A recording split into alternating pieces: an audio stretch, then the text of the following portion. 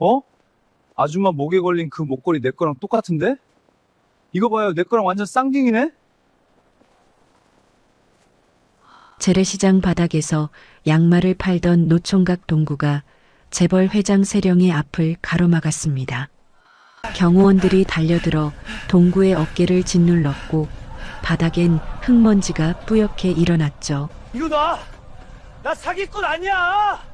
이 나비 모양 세상에 딱 두 개뿐이라 우리 엄마 그랬단 말이야! 동구가 울부짖으며 내민 낡은 목걸이를 본 순간 냉철한 재벌 회장 세령의 눈동자가 경악으로 뒤덮였습니다. 20년 전 비자금 사건과 함께 영원히 사라진 줄 알았던 피 묻은 진실의 조각. 그것이 왜 지금 이 비천한 시장 상인의 목에 걸려 있는 걸까요? 두 개의 나비가 만나는 순간 굳게 닫혔던 제국의 문이 흔들리기 시작합니다. 오늘의 사연 시작합니다. 재래시장 입구가 갑자기 소란스러워진 것은 화요일 아침 10시가 막 지난 무렵이었습니다. 검은색 대형 세단 세 대가 줄지어 시장 골목 앞에 멈춰 서더니 양복 차림의 남자들이 차 문을 열기도 전에 우르르 쏟아져 나왔습니다. 무전기를 든 경호원들이 손을 펼쳐 상인들의 접근을 막았고 붉은 차단봉이 좌판 사이사이에 꽂히기 시작했죠. 기자들은 이미 와 있었습니다. 입구 쪽으로 카메라를 겨눈 채 서로 좋은 자리를 차지하려고 어깨를 밀치고 있었습니다. 강동구는 그 광경을 접이식 의자에 앉아 멀거니 바라봤습니다. 손에는 양말 뭉치가 들려 있었고 이마에는 땀이 맺혀 있었죠. 오전 장사를 시작한 지 1시간도 안 됐는데 갑자기 경호원들이 들이닥쳐 좌판 옆에 차단봉을 꽂는 바람에 동구는 의자 채 두 발짝을 뒤로 밀려났습니다. 야, 이게 무슨 일이야? 장사 중인 거 안 보여요. 동구가 차단봉을 손가락으로 툭 건드리며 말했습니다. 경호원은 눈길 한 번 주지 않았습니다. 무전기에 대고 뭔가를 낮게 중얼거릴 뿐이었죠. 어르신들 좌판 다 접으라는 거야, 뭐야? 여기가 뭔데?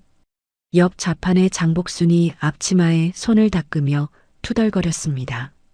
장복순은 이 시장에서 30년째 반찬 가게를 운영하는 여장부였습니다. 허리가 굽었어도 목소리만큼은 스피커처럼 컸습니다. H그룹 회장님 오신다나 봐. 어제부터 다 소문 돌았잖아. 맞은편 생선 가게 주인이 손뼉을 닦으며 말했습니다. 회장이면 뭐 어때? 우리라고 여기서 먹고 사는 사람들 아니야. 장복순이 콧방귀를 뀌었습니다. 동구는 아무 말 없이 의자에서 일어나 양말 뭉치를 좌판 위에 가지런히 다시 올렸습니다. 경호원이 막든 안 막든 자기 물건 정돈하는 걸 누가 막을 수는 없었으니까요. 바로 그때였습니다. 시장 입구 쪽에서 박수 소리와 카메라 셔터 소리가 한꺼번에 터졌습니다. 동구는 무심히 그쪽으로 고개를 돌렸습니다. 오세령이 차에서 내리고 있었습니다. 짙은 남색 재킷에 흰 셔츠, 작은 핸드백 하나를 팔에 걸친 여자였습니다. 키가 크고 어깨가 반듯했습니다. 걸음걸이가 천천히 그러나 단단했습니다. 제게 서열 5손가락 안에 드는 H그룹의 회장이라는 게 한눈에 느껴졌습니다.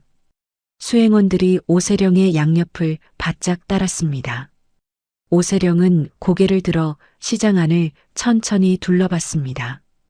어딘가 아는 곳을 다시 찾아온 사람 같은 눈빛이었죠. 남편의 칠죽이었습니다. 생전에 남편이 즐겨 찾던 시장 국밥집을 찾아온 것이었습니다. 오세령은 걸음을 떼기 전 재킷깃 안쪽에 손을 넣어 목걸이 하나를 꺼냈습니다. 평소에는 셔츠 속에 감춰두던 것이었습니다. 오늘 같은 날만 꺼내 차는 물건이었습니다. 은빛 나비 모양의 목걸이였습니다. 나비의 날개가 빛을 받아 은은하게 반짝였습니다. 오세령이 시장 안쪽으로 걷기 시작했습니다. 동구는 좌판 위에 떨어진 양말 뭉치를 집으려고 몸을 숙였습니다. 손이 바닥에 닿는 순간 눈앞으로 구두 한 켤레가 지나갔습니다. 반질반질하게 닦인 검은 구두였습니다. 동구는 고개를 들었습니다. 그리고 굳어버렸습니다. 오세령의 가슴팍에서 무언가가 빛을 받아 반짝이고 있었습니다. 은빛 나비였습니다. 날개의 모양, 크기, 기울어진 각도까지. 동구는 자신의 눈을 의심했습니다. 동구는 천천히 일어섰습니다. 손이 저절로 낡은 티셔츠 앞섭 안으로 들어갔습니다. 손가락이 가느다란 줄을 찾아 꺼냈습니다. 때가 꼬질하게 탄 줄 끝에 똑같은 은빛 나비가 달려 있었습니다. 동구의 입이 움직였습니다. 내 거랑 똑같은 목걸이 갖고 있어요. 아무렇지 않은 목소리였습니다. 시장에서 아는 사람 만나 인사하듯 아주 자연스러운 목소리였습니다. 오세령의 발이 멈췄습니다. 수행원들이 일제히 동구를 향해 돌아섰습니다. 오세령은 동구가 허공에 치켜든 목걸이를 봤습니다. 그 순간 오세령의 얼굴에서 표정이 사라졌습니다. 눈이 커졌고 입술이 떨렸습니다. 오세령은 자신도 모르게 뒤로 반 발짝 물러섰습니다. 옆에 있던 최수아 비서실장의 팔을 손가락이 새하얗게 될 때까지 붙잡았습니다. 회장님, 최수아가 낮게 불렀습니다. 오세령은 대답하지 않았습니다. 눈이 동구의 손에 들린 나비에서 떠나지 않았습니다. 경호팀장이 달려들었습니다. 동구의 어깨를 잡아 돌려 세우더니 바닥으로 맺혔습니다. 동구는 옆으로 굴렀고 주머니에서 동전들이 쏟아졌습니다. 양말 뭉치가 굴러갔습니다. 목걸이가 동구의 손에서 빠져나와 오세령의 구두 앞에 떨어졌습니다. 이거 나요. 나 뭐 한 것도 없잖아. 동구가 팔을 뿌리치며 말했습니다. 접근 금지 구역입니다. 지금 당장. 경호팀장이 동구의 팔을 다시 꺾으려 했습니다. 잠깐요. 오세령이 말했습니다. 차갑고 낮은 목소리였습니다. 경호팀장이 손을 풀었습니다. 오세령은 바닥에 떨어진 동구의 목걸이를 내려다봤습니다. 그리고 최수아를 향해 작게 고개를 끄덕였습니다. 최수아가 허리를 굽혀 목걸이를 집어 올렸습니다. 오세령은 그것을 받아 손바닥 위에 올려놓고 천천히 들여다봤습니다. 자신의 목에 걸린 나비와 손바닥 위의 나비를 번갈아 봤습니다. 좌우 대칭이 완벽했습니다. 날개의 결이, 줄의 굵기가, 펜던트 아래 새겨진 미세한 선의 방향이 거울처럼 마주 보고 있었습니다. 오세령의 눈동자가 미세하게 흔들렸습니다. 이거 어디서 났어요? 오세령이 동구에게 물었습니다. 명령 같은 질문이었습니다. 동구는 무릎을 털고 일어섰습니다. 경호원들이 양쪽에서 팔짱을 끼고 버티고 있었지만 동구는 개의치 않았습니다. 어머니가 돌아가시면서 남겨주셨어요. 20년 됐습니다.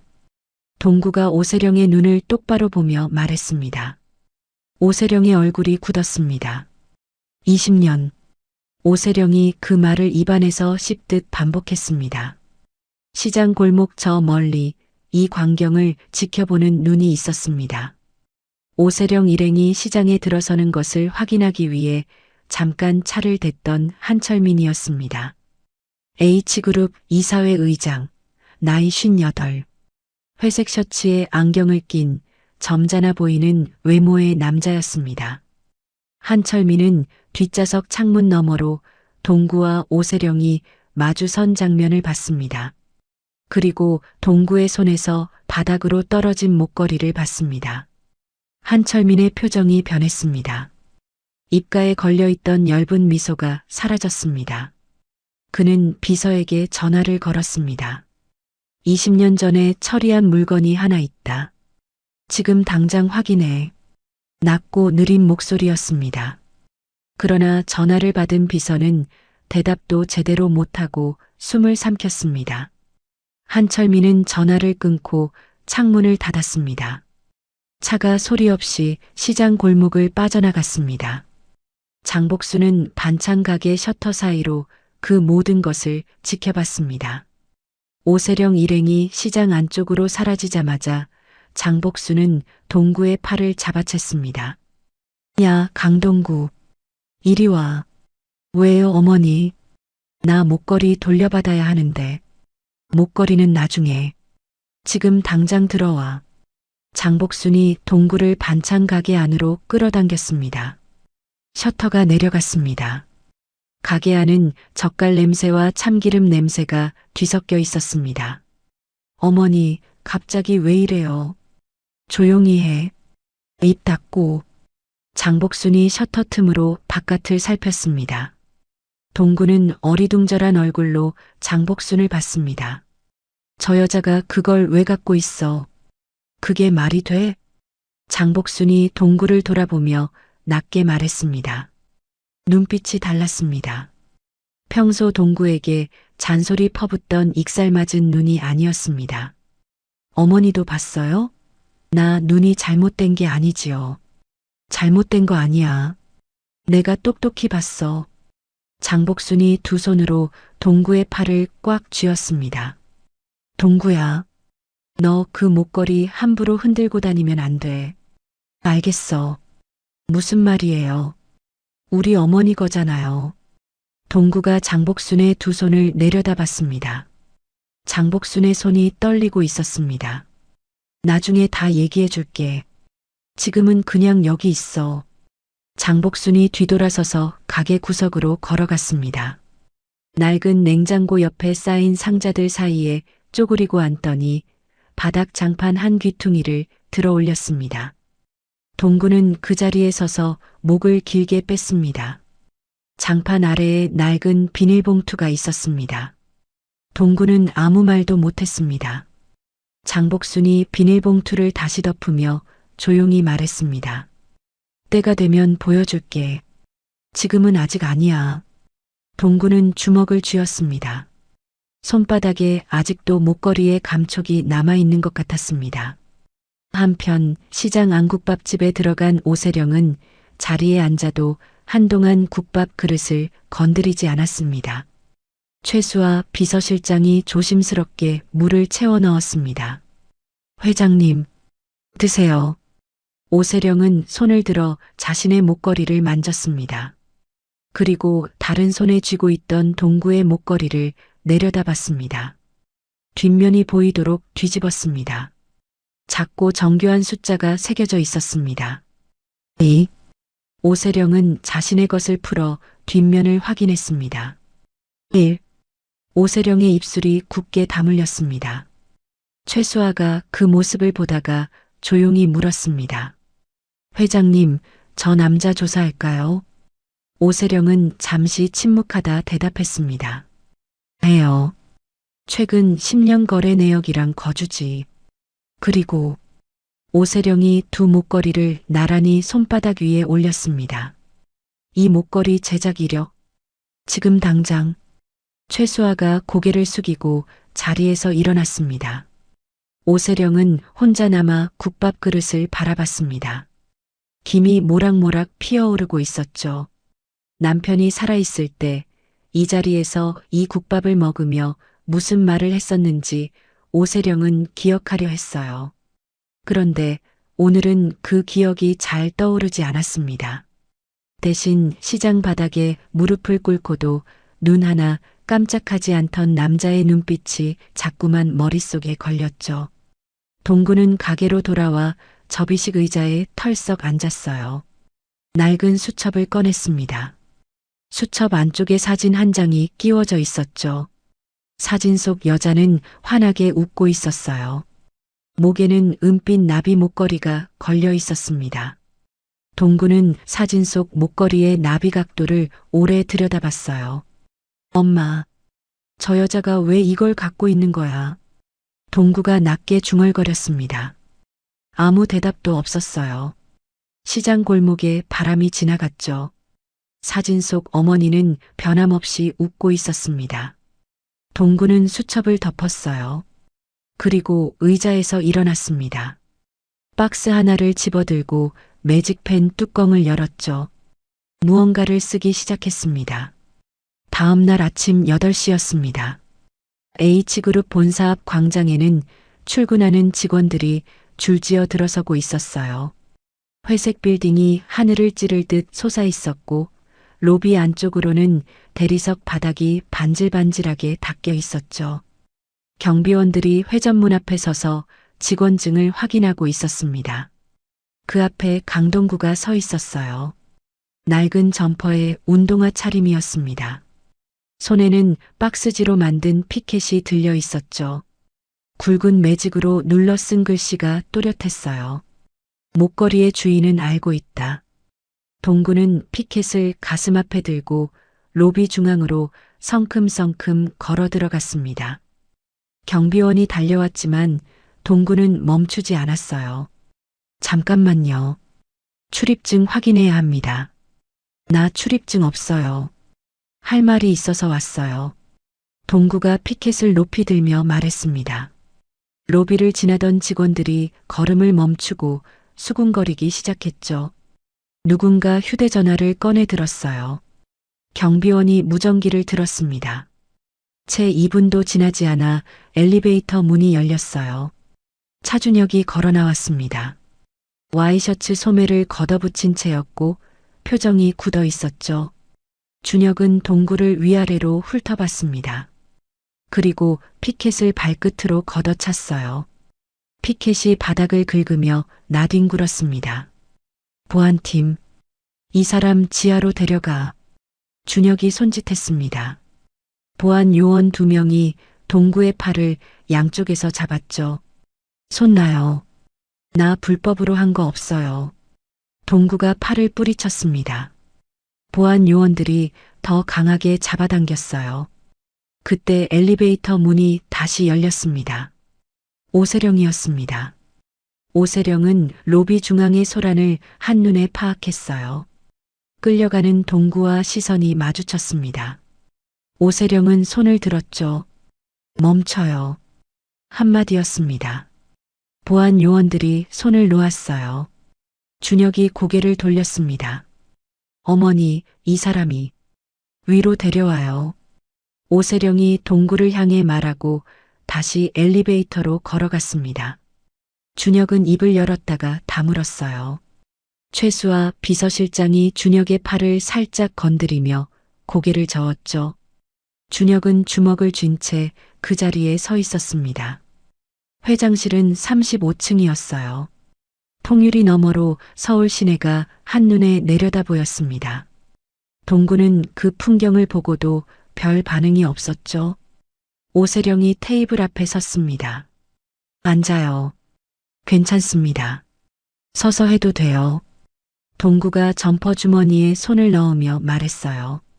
오세령은 잠시 동구를 바라보다가 테이블 위에 목걸이 2개를 나란히 올려놓았습니다.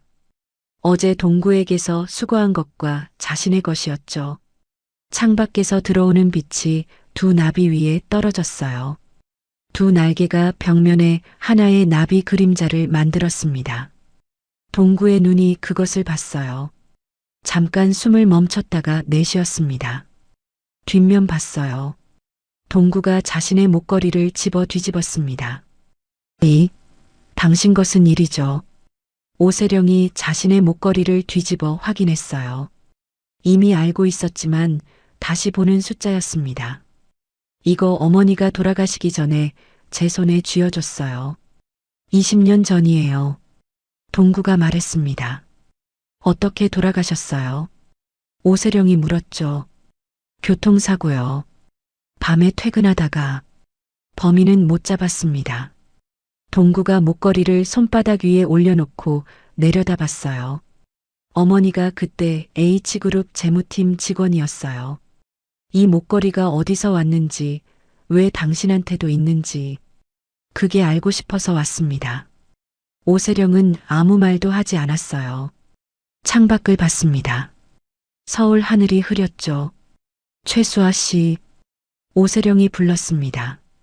20년 전 재무팀 직원 인사 기록 꺼내요. 비밀 창고 쪽으로. 최수아가 조용히 고개를 숙였어요. 그때 회장실 문이 거칠게 열렸습니다. 준혁이었어요. 손에 흰 봉투가 들려 있었습니다. 어머니, 제가 처리할게요. 준혁이 동구 앞에 봉투를 내밀었습니다. 봉투 안에서 수표가 삐져나왔어요. 5억이에요. 이거 받고 다시는 이 건물 근처에 얼씬도 하지 마요. 준혁이 팔짱을 끼며 말했죠. 동구는 봉투를 내려다봤습니다. 그리고 테이블 위에 가위를 집어들었어요. 준혁이 눈을 찡그렸습니다. 동구는 수표를 꺼내 가위로 천천히 잘랐습니다. 잘게, 더 잘게, 조각조각 잘라서 카펫 위에 뿌렸어요. 하얀 조각들이 바닥에 흩어졌습니다. 돈으로 살 수 없는 게 있어요. 동구가 준혁을 똑바로 봤죠. 우리 어머니 목숨값이 이 안에 들어있거든요. 준혁의 얼굴이 붉어졌습니다. 주먹이 올라왔어요. 준혁 씨, 오세령이 낮게 불렀습니다. 준혁의 주먹이 허공에서 멈췄죠. 오세령은 동구를 봤어요. 내일 다시 와요. 그때까지 자료 준비해 놓을 테니까. 동구는 목걸이를 집어 목에 걸었습니다. 그리고 회장실을 나갔어요. 준혁은 카펫 위에 흩어진 수표 조각들을 내려다봤습니다. 어머니, 저 사람 위험해요. 무슨 꿍꿍이가 있는 거라고요. 꺼져요, 준혁 씨. 오세령이 등을 돌린 채 말했습니다. 준혁은 입술을 깨물고 문을 닫고 나갔죠. 시장으로 돌아온 동구는 골목 어귀에서 멈췄습니다. 좌판이 없었어요. 있어야 할 자리에 부서진 나무 조각들이 널려 있었죠. 양말들이 흙바닥에 처박혀 있었어요. 누군가 도끼 같은 것으로 찍어버린 흔적이 역력했습니다. 동구는 쪼그리고 앉아 흙투성이 양말 하나를 집어들었어요. 아무 말도 하지 않았습니다. 한참을 그 자리에 있었죠. 장복순이 뛰어나왔어요. 동구야, 너 어디 있었어? 아까 양복 입은 사람들이 와서. 알아요. 동구가 일어섰습니다. 어머니, 아까 장판 밑에 숨겨둔 거. 이제 보여줄 때 됐죠? 장복순이 입을 다물었어요. 동구의 눈빛을 봤습니다. 흔들리지 않는 눈이었죠. 장복순은 한숨을 길게 내쉬었습니다. 들어와. 반찬 가게 셔터가 내려갔어요. 장복순이 냉장고 옆 장판 귀퉁이를 들어 올렸습니다. 낡은 비닐봉투가 나왔죠. 이거 네 엄마가 나한테 맡긴 거야. 죽기 한 달 전에. 장복순이 봉투를 동구에게 건네며 말했어요. 목소리가 갈라졌습니다. 뭔지 알고 받은 거야. 그래서 20년 동안 못 버리고 이러고 있었어. 동구가 봉투를 받았습니다. 비닐이 바스락거렸어요. 안에서 낡은 장부 조각들이 나왔습니다. 종이가 누렇게 사가 있었죠. 동구는 조각 하나를 집어들었어요. 흐릿한 글씨 사이로 숫자들이 줄지어 있었습니다. 그리고 그 옆에 이름이 있었죠. 한철민. 동구의 손가락이 그 이름 위에서 멈췄어요. 어머니, 이게 뭔지 알아요. 장복순이 무릎을 꿇고 앉았습니다. 두 손을 모았어요. 알아. 근데 나 혼자 힘으론 어떻게 할 수가 없었어. 동구야, 미안해. 장복순의 눈에서 눈물이 흘렀습니다. 동구는 장부 조각들을 하나하나 펼쳤어요. 가게 안에 젓갈 냄새와 참기름 냄새가 섞여 있었습니다. 바깥에서는 시장 사람들이 부서진 좌판을 치우는 소리가 들려왔죠. 그때였습니다. 가게 셔터 밖에서 묵직한 발소리가 들렸어요. 하나가 아니었습니다. 여럿이었죠. 동구와 장복순이 동시에 고개를 들었습니다. 셔터를 두드리는 소리가 났어요. 한 번, 두 번, 세 번. 동구는 장부 조각들을 재빠르게 봉투에 쓸어 담았습니다. 봉투를 점퍼 안쪽에 우겨 넣었죠. 뒷문 있어요. 동구가 낮게 물었어요. 장복순이 고개를 끄덕였습니다. 셔터 두드리는 소리가 더 거칠어졌어요. 동구는 몸을 낮추고 가게 뒤쪽으로 움직였습니다. 장복순이 뒤에서 동구의 등을 손으로 밀었죠. 빨리 가. 절대 잡히면 안 돼. 뒷문 손잡이를 잡는 동구의 손이 떨렸습니다. 그러나 발은 멈추지 않았어요. 한편 그 시각 H그룹 본사 이사회 회의실에서는 한철민이 간부들을 앞에 앉혀놓고 있었습니다. 목소리는 낮고 차분했지만 눈빛은 달랐죠. 오 회장이 근거 없는 인물과 접촉하며 회사 이미지를 실추시키고 있어. 이사회 차원에서 움직여야 할 때요. 누군가 서류를 꺼냈습니다. 해임한 초안이었어요. 한철민은 그것을 받아 훑어보고 테이블 위에 내려놓았습니다. 그리고 창밖을 봤죠. 아래에서 시장 골목 방향으로 검은 차 한 대가 조용히 빠져나가고 있었어요. 뒷문을 열자 찬 공기가 얼굴을 때렸습니다. 동구는 몸을 낮추고 골목으로 뛰어들었어요. 점퍼 안쪽에 우겨넣은 봉투가 가슴팍을 눌렀죠. 발소리를 죽이며 모퉁이를 돌았습니다. 시장 뒷골목은 낮에도 어두웠어요. 양쪽으로 빽빽하게 들어선 가게 뒷벽이 하늘을 좁게 잘라냈죠. 동구는 숨을 참으며 벽에 등을 붙였습니다. 앞쪽에서 발소리가 들렸어요. 한 명이 아니었습니다. 3명, 아니 4명. 검은 양복 차림의 남자들이 골목 입구를 막고 서 있었죠. 동구는 뒤를 돌아봤어요. 뒤쪽에서도 발소리가 다가왔습니다. 골목 양쪽이 막혔죠. 동구는 주위를 빠르게 훑었어요. 왼쪽 벽에 녹슨 철제 계단이 붙어 있었습니다. 2층으로 올라가는 비상계단이었죠. 동구는 달렸어요. 계단을 2칸씩 뛰어 올랐습니다. 아래에서 남자들이 고함을 질렀죠. 잡아. 발소리가 계단을 울렸어요. 동구는 2층 외벽 난간을 잡고 옆 건물 지붕으로 뛰어 올랐습니다. 슬레이트 지붕이 발 아래서 삐걱거렸어요. 지붕 끝까지 달렸습니다. 아래를 봤죠. 3미터는 됐어요. 동구는 망설이지 않았습니다. 뛰어내렸어요. 착지하는 순간 발목이 꺾였습니다. 그래도 일어섰죠. 이를 악물고 다시 뛰었어요. 좁은 골목을 2번 꺾어 들어갔습니다. 숨이 목까지 차올랐죠. 막다른 골목이었어요. 동구는 벽을 등졌습니다. 봉투를 꺼내 팔꿈치 안쪽으로 꽉 끌어안았어요. 남자들이 골목 입구에 나타났습니다. 손에 쇠파이프가 들려 있었죠.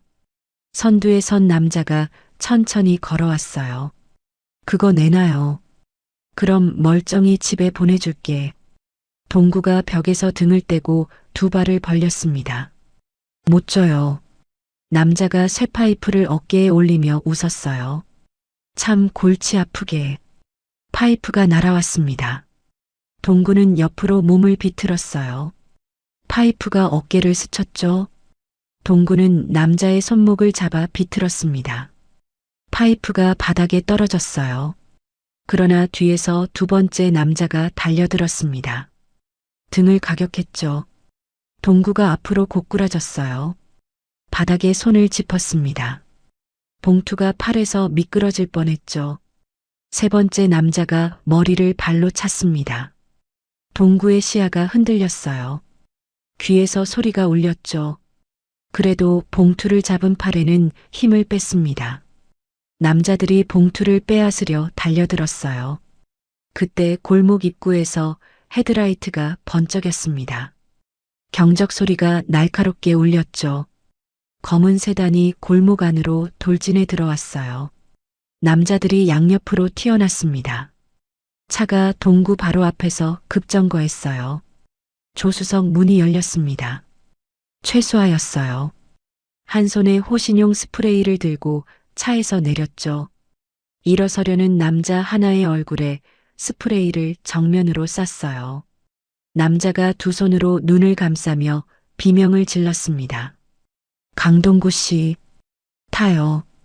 지금 당장. 최수아가 외쳤어요.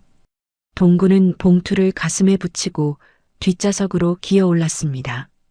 문이 닫히기 무섭게 차가 후진했죠. 타이어가 바닥을 긁으며 골목을 빠져나갔어요. 동구는 뒷유리로 골목을 봤습니다.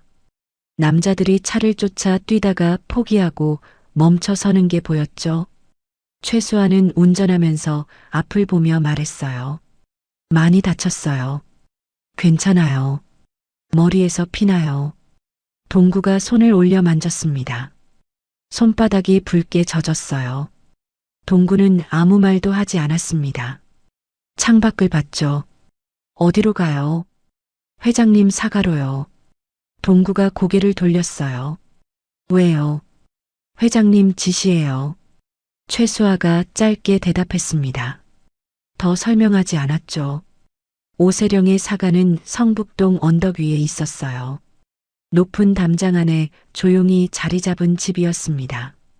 차가 대문 안으로 들어서자 오세령이 현관 앞에 서 있었죠. 동구가 차에서 내렸어요. 비틀거렸습니다.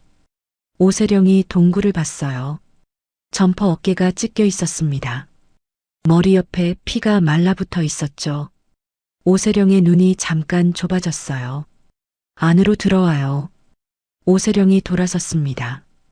동구는 봉투를 품에 안은 채 따라 들어갔어요. 주치의가 와 있었습니다. 동구를 소파에 앉히고 상처를 살폈죠. 바늘이 필요한 상처였어요. 동구는 꿰매는 동안 소리 한 번 내지 않았습니다. 이를 꽉 깨물고 봉투만 내려다봤죠.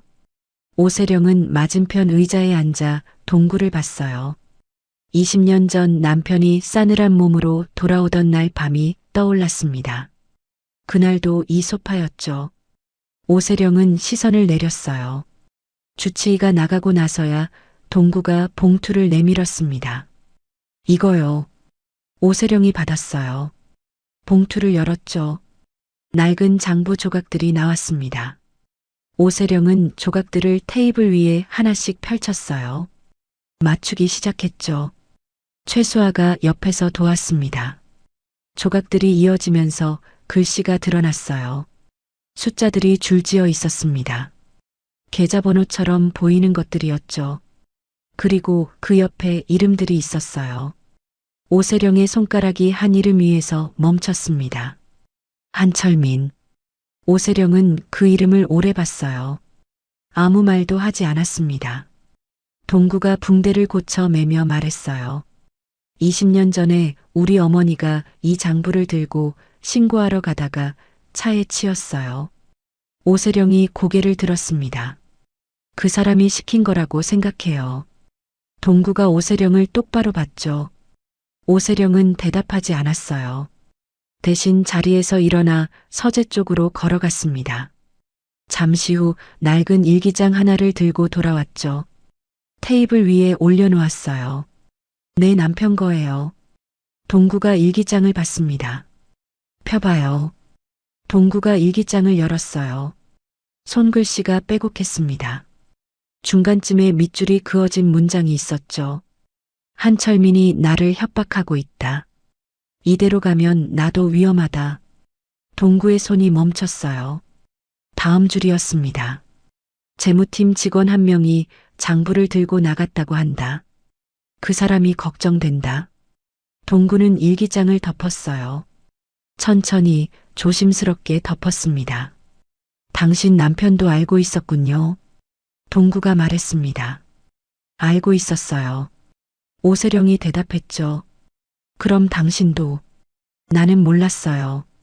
오세령의 목소리가 갈라졌어요. 그러나 눈물은 흘리지 않았습니다. 정말이에요. 남편이 죽고 나서 이 일기장을 발견했어요. 그때 이미 한철민이 이사회를 다 장악하고 있었고 나는. 오세령이 말을 멈췄어요. 나는 혼자였어요. 동구는 오세령을 봤습니다. 재벌 회장의 얼굴이 아니었어요. 20년을 혼자 버텨온 사람의 얼굴이었죠. 그때 현관 쪽에서 소리가 났습니다. 문이 열리는 소리였어요. 차준혁이었습니다. 사가 안으로 들어서다 소파에 앉은 동구를 보고 굳었죠. 어머니, 이 사람이 왜 여기 있어요? 앉아요, 준혁 씨. 어머니, 앉으라고 했어요. 오세령의 목소리가 낮아졌습니다. 준혁은 소파 끝에 걸터 앉았어요. 동구를 노려봤죠. 이 사람 경찰에 신고할 거예요. 주거침입의 사기 혐의로요. 준혁이 주머니에서 휴대전화를 꺼냈습니다. 오세령이 손을 뻗어 준혁의 전화기 위에 얹었어요. 그거 내려놔요. 준혁이 어머니를 봤습니다. 어머니, 왜 이러세요?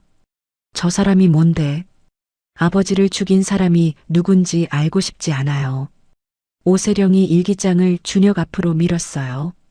준혁의 눈이 일기장으로 내려갔습니다. 손이 천천히 일기장을 집었죠.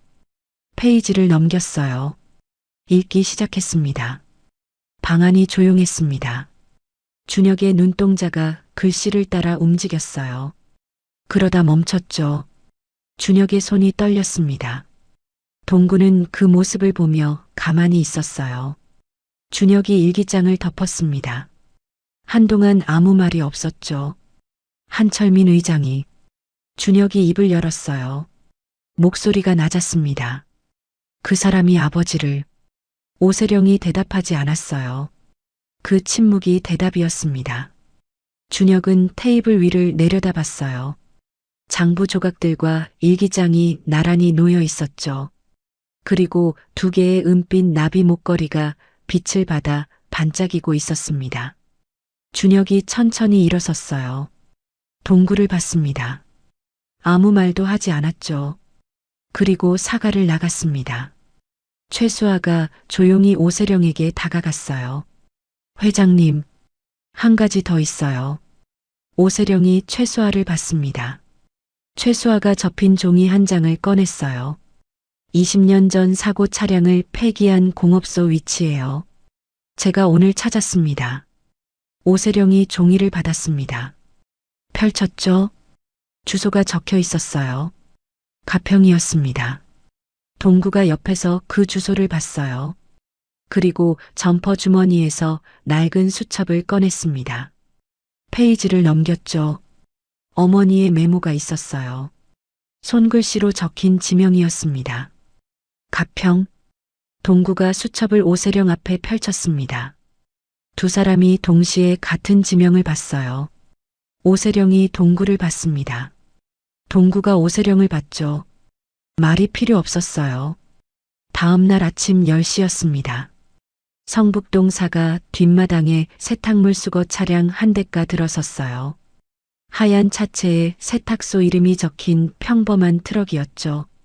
차가 멈추자 짐칸 문이 안에서 열렸습니다. 동구가 먼저 내렸어요. 머리에 야구 모자를 눌러쓰고 점퍼 지퍼를 목까지 올린 차림이었죠. 뒤이어 오세령이 내렸습니다. 평소에 재킷 대신 수수한 면 코트를 걸쳤어요. 화장도 거의 하지 않았죠. 최수아가 차 밖에서 기다리고 있었습니다. 준혁 씨는요? 오세령이 물었어요. 아직 본관 쪽에 있어요. 오늘 아침에 한철민 의장한테 연락이 왔는데 준혁 부사장이 받지 않은 것 같습니다. 최수아가 낮게 말했죠. 오세령은 고개를 끄덕였어요. 출발해요. 동구가 조수석에 올라탔습니다. 오세령이 뒷좌석에 탔어요. 차가 사가 뒷문으로 조용히 빠져나갔죠. 가평까지는 1시간 반이었습니다. 국도를 달리는 동안 동구는 무릎 위에 수첩을 펼쳐놓고 장부 조각들과 대조했어요. 오세령은 창밖을 봤습니다. 산이 가까워질수록 나무들이 빽빽해졌죠. 어머니가 이 공업소 주소를 어떻게 알고 있었을까요? 동구가 수첩을 보며 말했어요. 사고 차량을 직접 추적한 거겠죠. 오세령이 창밖을 보며 대답했습니다. 죽기 전에. 동구가 조용히 말했어요. 오세령은 아무 말도 하지 않았습니다. 차 안이 한동안 조용했죠. 당신 남편은 어떤 사람이었어요? 동구가 물었어요. 오세령이 창밖에서 시선을 걷었습니다. 동구를 봤죠. 왜요? 그냥요. 일기장 보니까 겁이 많은 사람은 아닌 것 같던데. 오세령이 잠시 생각했어요. 겁은 많았어요. 근데 양심은 있었죠. 그럼 됐네요. 동구가 수첩을 덮으며 말했습니다. 오세령이 동구를 봤어요. 무슨 말인지 물으려다 그냥 뒀습니다. 창밖으로 시선을 돌렸죠. 가평 읍내를 지나 산길로 접어들었어요. 길이 좁아지면서 아스팔트가 끊기고 비포장도로가 시작됐습니다. 차가 덜컹거렸죠. 오른쪽으로 낡은 교회 건물이 나타났어요. 흰 페인트가 벗겨진 벽, 깨진 유리창, 잡초가 무릎까지 자란 마당이었습니다. 문에는 녹슨 자물쇠가 채워져 있었죠. 여기에요. 최수아가 차를 세웠어요. 세 사람이 내렸습니다. 바람이 차가웠어요. 마당의 잡초가 바람에 눕혔다 일어섰죠. 동구가 자물쇠를 살폈습니다. 손바닥으로 문을 밀었어요. 삐걱 소리를 내며 문이 열렸습니다. 자물쇠는 잠겨 있지 않았어요. 누가 먼저 다녀간 건가요? 최수아가 낮게 말했죠. 동구는 대답 없이 안으로 들어갔습니다. 교회 안은 먼지와 냉기가 가득했어요. 오래된 나무 의자들이 줄지어 있었고 강단 위에는 십자가가 기울어진 채 서 있었습니다. 햇빛이 깨진 유리창 사이로 가늘게 들어왔죠. 동구는 강단 앞으로 걸어갔어요. 십자가를 올려다 봤습니다. 중앙에 작은 홈이 있었죠. 나비 모양이었어요. 동구가 목걸이를 꺼냈습니다. 펜던트를 홈에 맞췄어요. 오세령이 다가섰습니다. 자신의 목걸이를 풀어 동구의 건 옆에 나란히 끼워 넣었죠. 두 나비가 하나로 맞물렸습니다. 묵직한 기계음이 울렸어요. 강단 아래 바닥이 천천히 갈라졌습니다. 20년 동안 닫혀있던 습한 공기가 지상으로 뿜어져 나왔죠. 최수아가 손전등을 꺼냈어요. 계단이 보였습니다. 좁고 가파른 계단이었죠. 동구가 먼저 내려갔어요. 오세령이 뒤따랐습니다. 지하는 작은 방이었어요. 벽면에 선반이 있었고 먼지가 두껍게 쌓인 서류 상자들이 줄지어 놓여 있었죠. 한쪽 구석에 낡은 금고가 있었습니다. 동구가 금고 앞에 쪼그리고 앉았어요. 손잡이를 당겼습니다. 잠겨 있지 않았죠. 금고 안에 서류 뭉치가 있었어요. 그리고 그 옆에 낡은 녹음기 하나가 있었습니다. 카세트 테이프가 들어 있었죠. 오세령이 서류를 집었어요. 손이 미세하게 떨렸습니다. 펼쳤죠. 한철민의 서명이 가득했어요. 날짜가 적혀 있었습니다. 20년 전이었죠. 오세령이 다음 장을 넘겼어요. 비자금 계좌번호들이 빼곡했습니다. 그리고 맨 아래에 짧은 메모가 있었죠. 차량 처리 완료. 운전자 처리 완료. 오세령의 손가락이 그 문장 위에서 멈췄습니다. 동구가 녹음기를 들었어요. 재생 버튼을 눌렀습니다. 지지직 소리가 났어요. 그리고 목소리가 흘러나왔습니다. 낮고 느린 목소리였어요. 지금보다 조금 젊었지만 틀림없는 한철민의 목소리였죠. 그 여자 오늘 밤 처리해. 장부 들고 나갔으니까 흔적 없이. 잠깐의 침묵이 있었어요. 그리고 다른 목소리가 들렸습니다. 알겠습니다. 동구는 녹음기를 손에 쥔 채 움직이지 않았어요. 어머니의 비명소리는 없었습니다. 그러나 이 두 문장이 전부를 말하고 있었죠. 동구가 벽을 주먹으로 쳤습니다. 먼지가 떨어졌어요. 손이 벽에 붙은 채 떨렸습니다.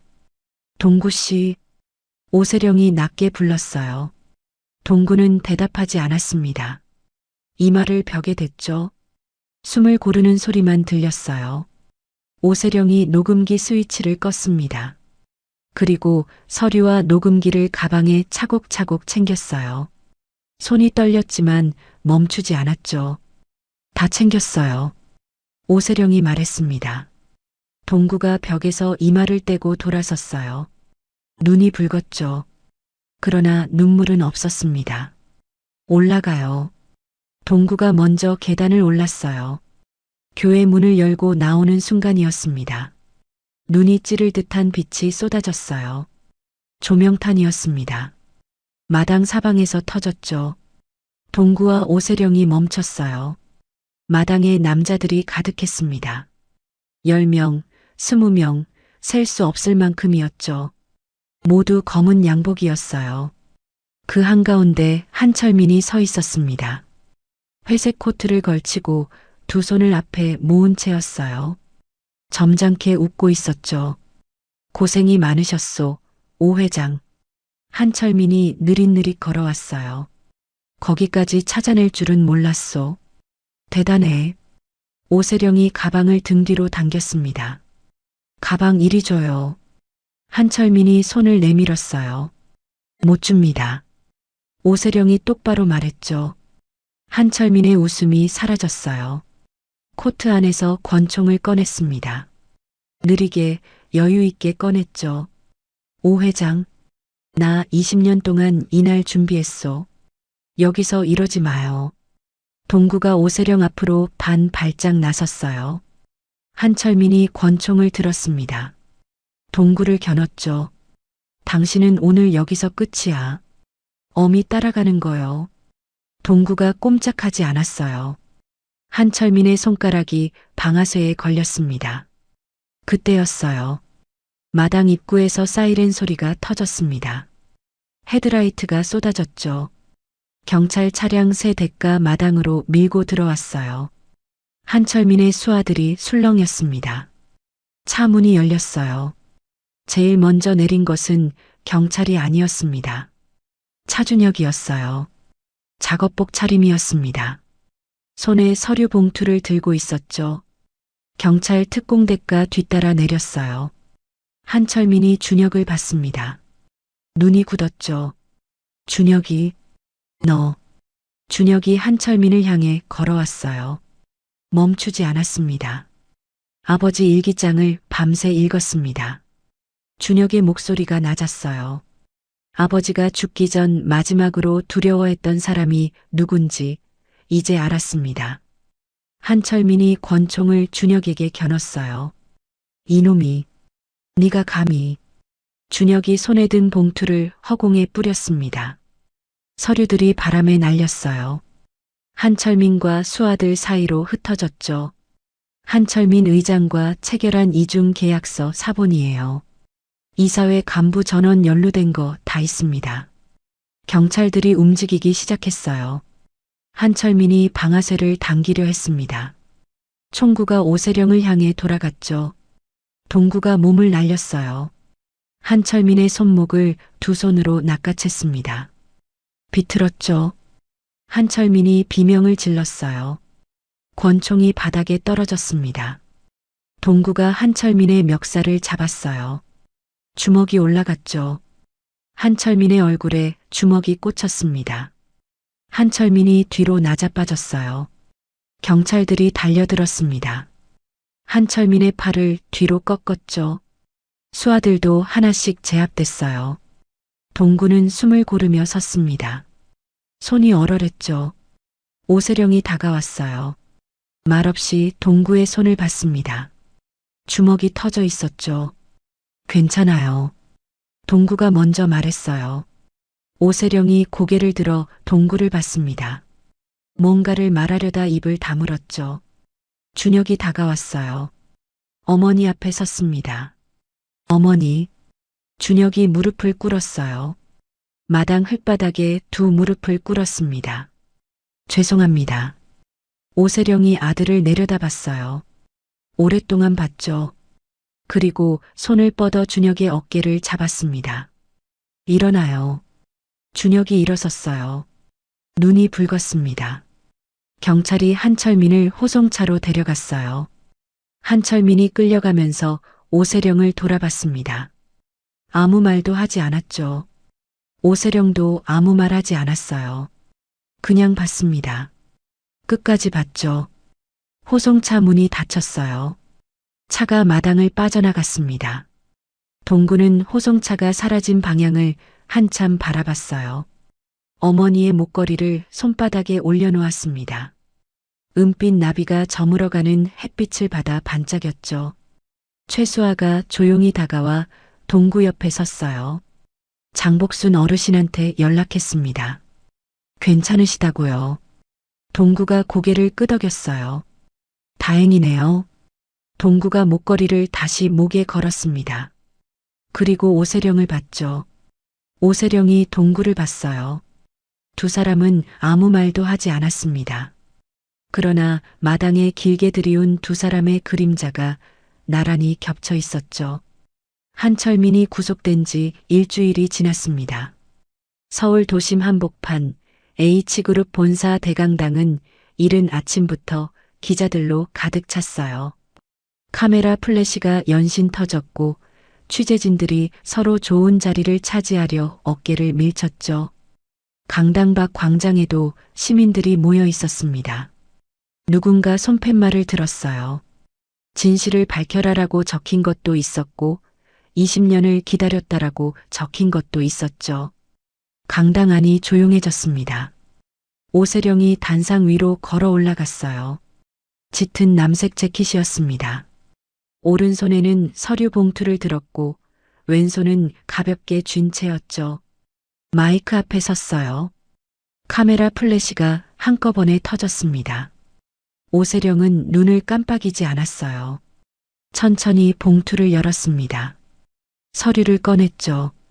지금부터 H그룹 이사회 의장 한철민이 20년에 걸쳐 저지른 비자금 조성과 살인 교사 사실을 공개합니다.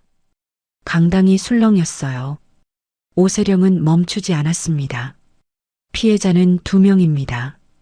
20년 전 H그룹 재무팀 직원 강미순 씨, 그리고 제 남편 오태준입니다. 기자들의 손이 바빠졌어요. 카메라가 일제히 단상을 향했죠. 오세령은 서류를 한 장씩 넘기며 읽어내려갔습니다. 비자금 계좌번호, 이사진 서명, 한철민의 육성이 담긴 녹음 내용까지 하나도 빠뜨리지 않았어요. 목소리는 끝까지 흔들리지 않았습니다. 강당 한쪽 구석에 동구가 서 있었어요. 정장은 아니었습니다. 깨끗하게 다린 셔츠에 면바지 차림이었죠. 팔짱을 끼고 단상 위 오세령을 봤어요. 최수아가 옆에 나란히 섰습니다. 잘하시네요. 최수아가 낮게 말했어요. 동구는 아무 말도 하지 않았습니다. 그냥 봤죠. 오세령이 마이크 앞에서 20년의 진실을 읽어내려가는 모습을요. 기자회견이 끝났을 때 강당 밖은 이미 뉴스로 가득 찼어요. 포털 사이트 메인 화면이 H그룹 관련 기사로 도배됐습니다. 한철민 의장과 이사진 12명 전원 구속 기소라는 자막이 방송 화면을 가득 채웠죠. 그리고 사흘 뒤였어요. 강미순 씨 사망 사건 재심 게시. 법원 게시판에 작은 공문 하나가 붙었습니다. 동구는 그 앞에 혼자 섰어요. 오래 봤죠. 그리고 돌아서서 시장으로 갔습니다. 어머니의 영정이 공방 한쪽 선반 위에 있었어요. 작은 액자였습니다. 사진 속 강미수는 환하게 웃고 있었죠. 동구는 영정 앞에 무릎을 꿇었어요. 손에 종이 한 장을 들고 있었습니다. 재심 개시 결정문이었죠. 엄마. 동구가 낮게 불렀어요. 이제 됐어. 다 됐어.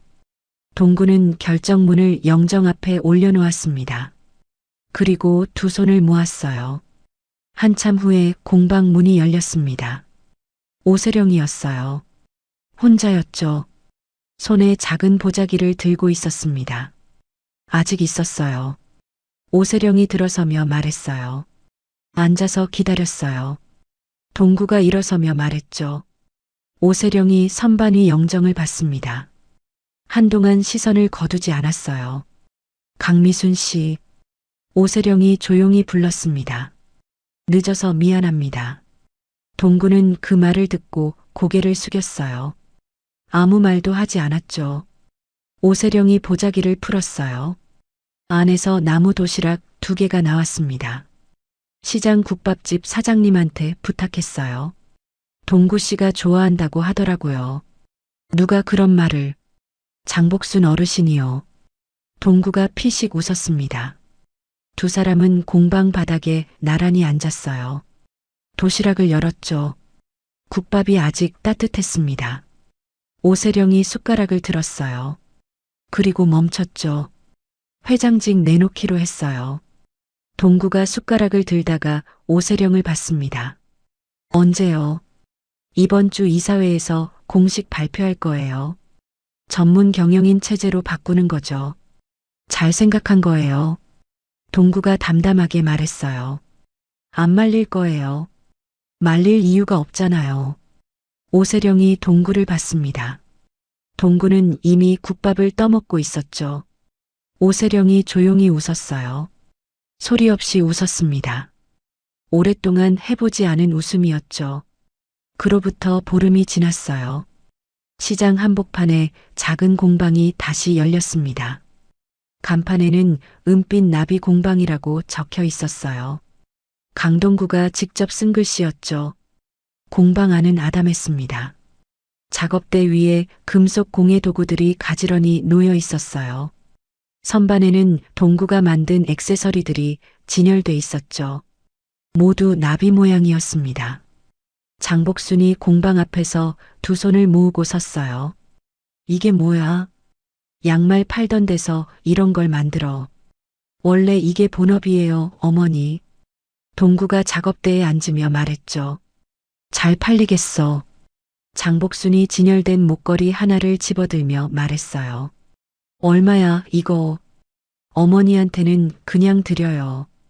야, 장사꾼이 그러면 안 되지. 장복순이 목걸이를 목에 걸며 투덜거렸습니다. 그러면서도 입꼬리가 올라갔죠. 공방 입구에 조형물이 하나 설치됐어요. 동구의 목걸이와 오세령의 목걸이를 하나로 용접한 것이었습니다. 두 나비가 날개를 맞대고 하나가 된 모양이었죠. 바람이 불 때마다 조형물 아래 달린 작은 종이 맑게 울렸어요. 차준혁이 시장에 나타난 것은 공방이 문을 연 첫째 날이었습니다. 작업복 차림이었어요. 머리를 단정하게 빗어 넘겼지만 손이 거칠었죠. 이미 며칠째 시장 재건축 현장에서 일한 흔적이었습니다. 준혁은 공방 앞에서 멈췄어요. 안을 들여다봤죠. 동구가 작업대에 앉아 금속을 다듬고 있었습니다. 들어와요. 동구가 고개를 들지 않고 말했어요. 준혁이 들어섰습니다. 공방 안을 천천히 둘러봤죠. 잘 됐네요. 덕분에요. 동구가 짧게 말했어요. 준혁이 멈칫했습니다. 제 덕분은 아니잖아요. 폐교의 마당에 나타난 거 덕분이죠. 그때 안 왔으면 어떻게 됐을지 모르죠. 동구가 작업을 멈추고 준혁을 봤어요. 준혁은 시선을 피하지 않았습니다. 어머니, 잘 부탁드려요. 준혁이 낮게 말했죠. 동구가 잠시 준혁을 봤어요. 그리고 고개를 끄덕였습니다. 현장 일은 힘들어요. 버틸 수 있어요. 그래요. 버텨봐요. 동구가 다시 작업대로 시선을 내렸어요. 준혁이 공방을 나갔습니다. 주말 오후였어요. 오세령이 시장에 왔습니다. 앞치마를 두르고 왔죠. 화장기 없는 얼굴에 머리를 뒤로 묶었어요. 공방 문을 열고 들어왔습니다. 왔어요. 동구가 말했어요. 늦었어요. 오세령이 앞치마 끈을 고쳐 매며 말했죠. 뭐 할 줄 알아요. 배우면 되죠. 오세령이 작업대 앞에 섰어요. 도구들을 살펴봤습니다. 이게 뭐예요? 줄칼이요. 이건요. 망치요. 이게 망치예요. 오세령이 망치를 들었다 놓으며 말했어요. 생각보다 무거웠는지 눈썹이 올라갔죠. 동구가 웃었습니다. 소리내어 웃었어요. 오세령이 동구를 봤습니다. 왜 웃어요? 아니에요. 그냥요. 아니긴 뭐가 아니에요.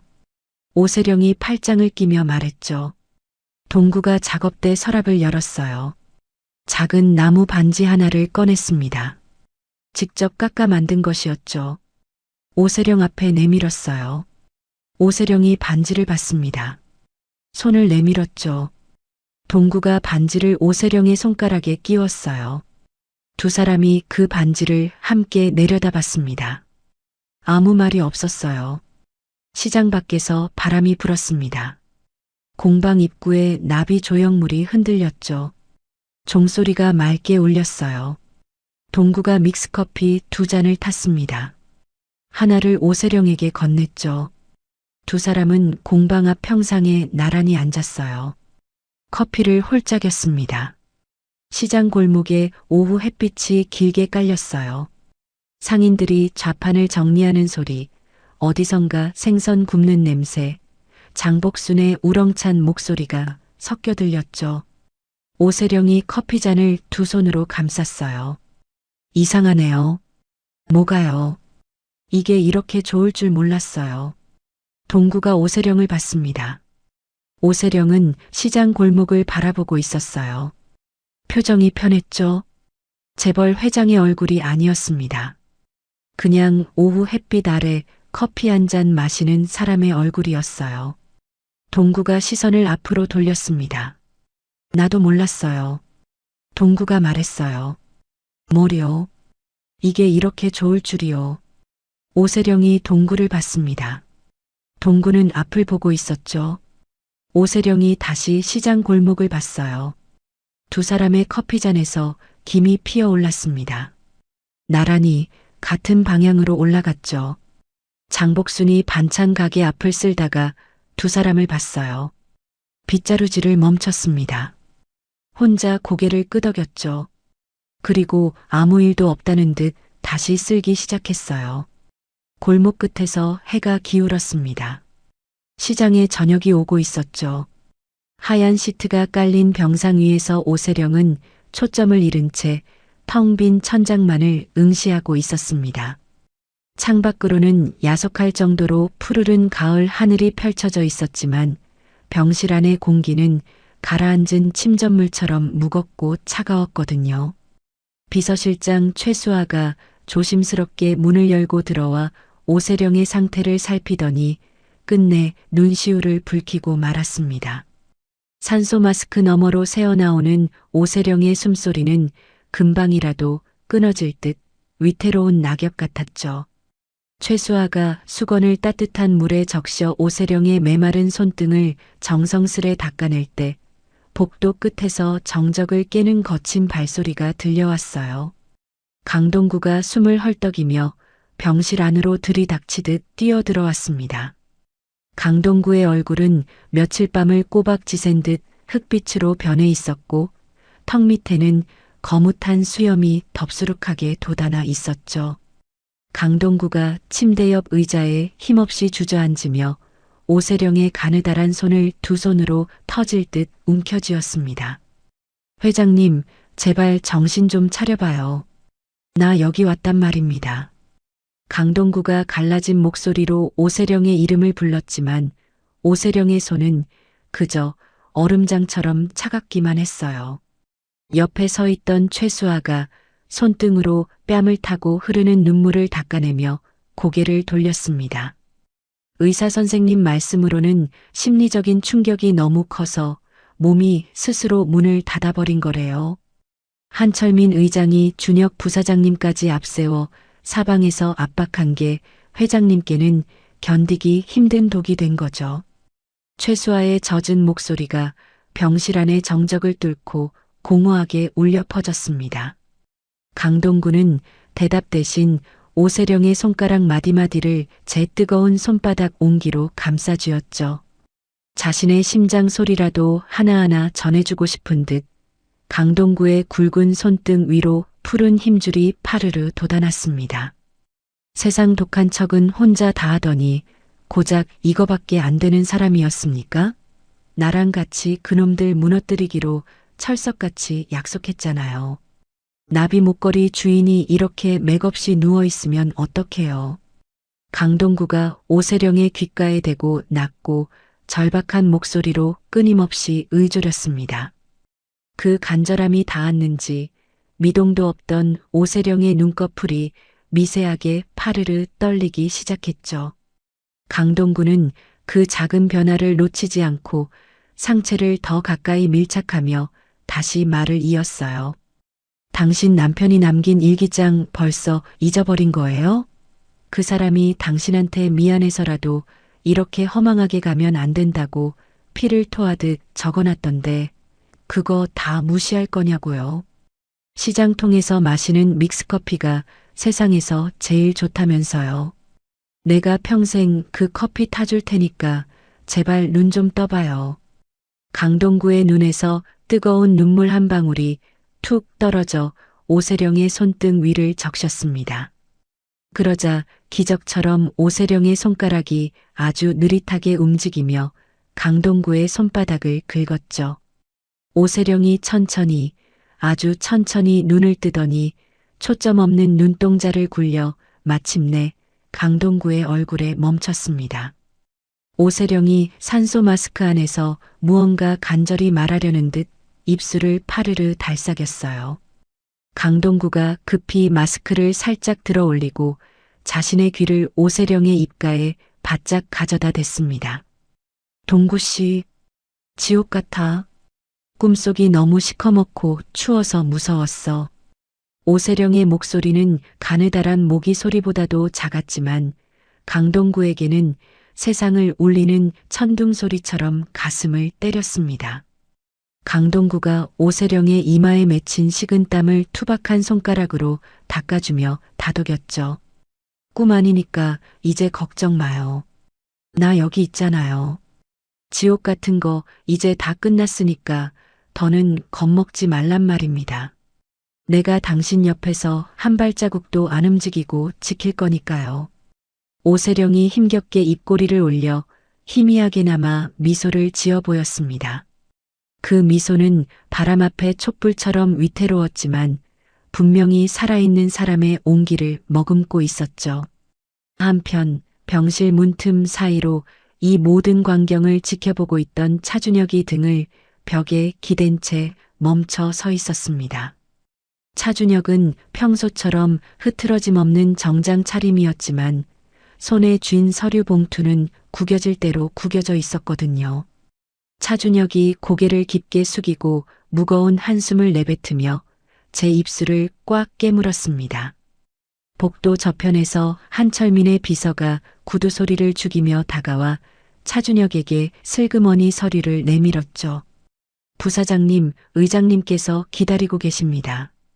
이사회 해임한 서류에 도장만 찍으시면 부사장님 자리는 확실히 보장하시겠다고 약속하셨습니다. 차준혁이 고개를 들어 비서를 차갑게 노려보았습니다. 차준혁의 눈에는 그동안 한 번도 본 적 없던 서늘한 살기와 들끓는 분노가 서려 있었죠. 한철민 의장한테 가서 똑똑히 전해. 내가 찍을 도장은 어머니 해임안이 아니라 그 노인네 구속영장이 될 거라고. 그리고 다시는 내 눈앞에 나타나지 마. 내 손으로 당신들 다 찢어발기기 전에 말이야. 차준혁이 비서를 거칠게 밀쳐내고 병실 안을 다시 한번 말없이 애처롭게 바라보았습니다. 병실 안에서는 강동구가 오세령에게 물을 한 모금씩 조심스레 먹여주며 정성껏 간호하고 있었죠. 차준혁은 그 따뜻한 풍경 속으로 차마 발을 들이지 못한 채 조용히 발길을 돌렸습니다. 엘리베이터를 기다리며 차준혁이 떨리는 손으로 최수아에게 전화를 걸어 단호하게 지시했어요. 최 실장님, 지금 당장 검찰청으로 차 돌려요. 한철민이 우리 아버지 죽였다는 증거, 내가 숨겨둔 것까지 전부 합쳐서 오늘 다 터뜨릴 겁니다. 어머니 정신 드시면 전해줘요. 이 못난 아들이 마지막으로 사람 노릇 제대로 했다고요.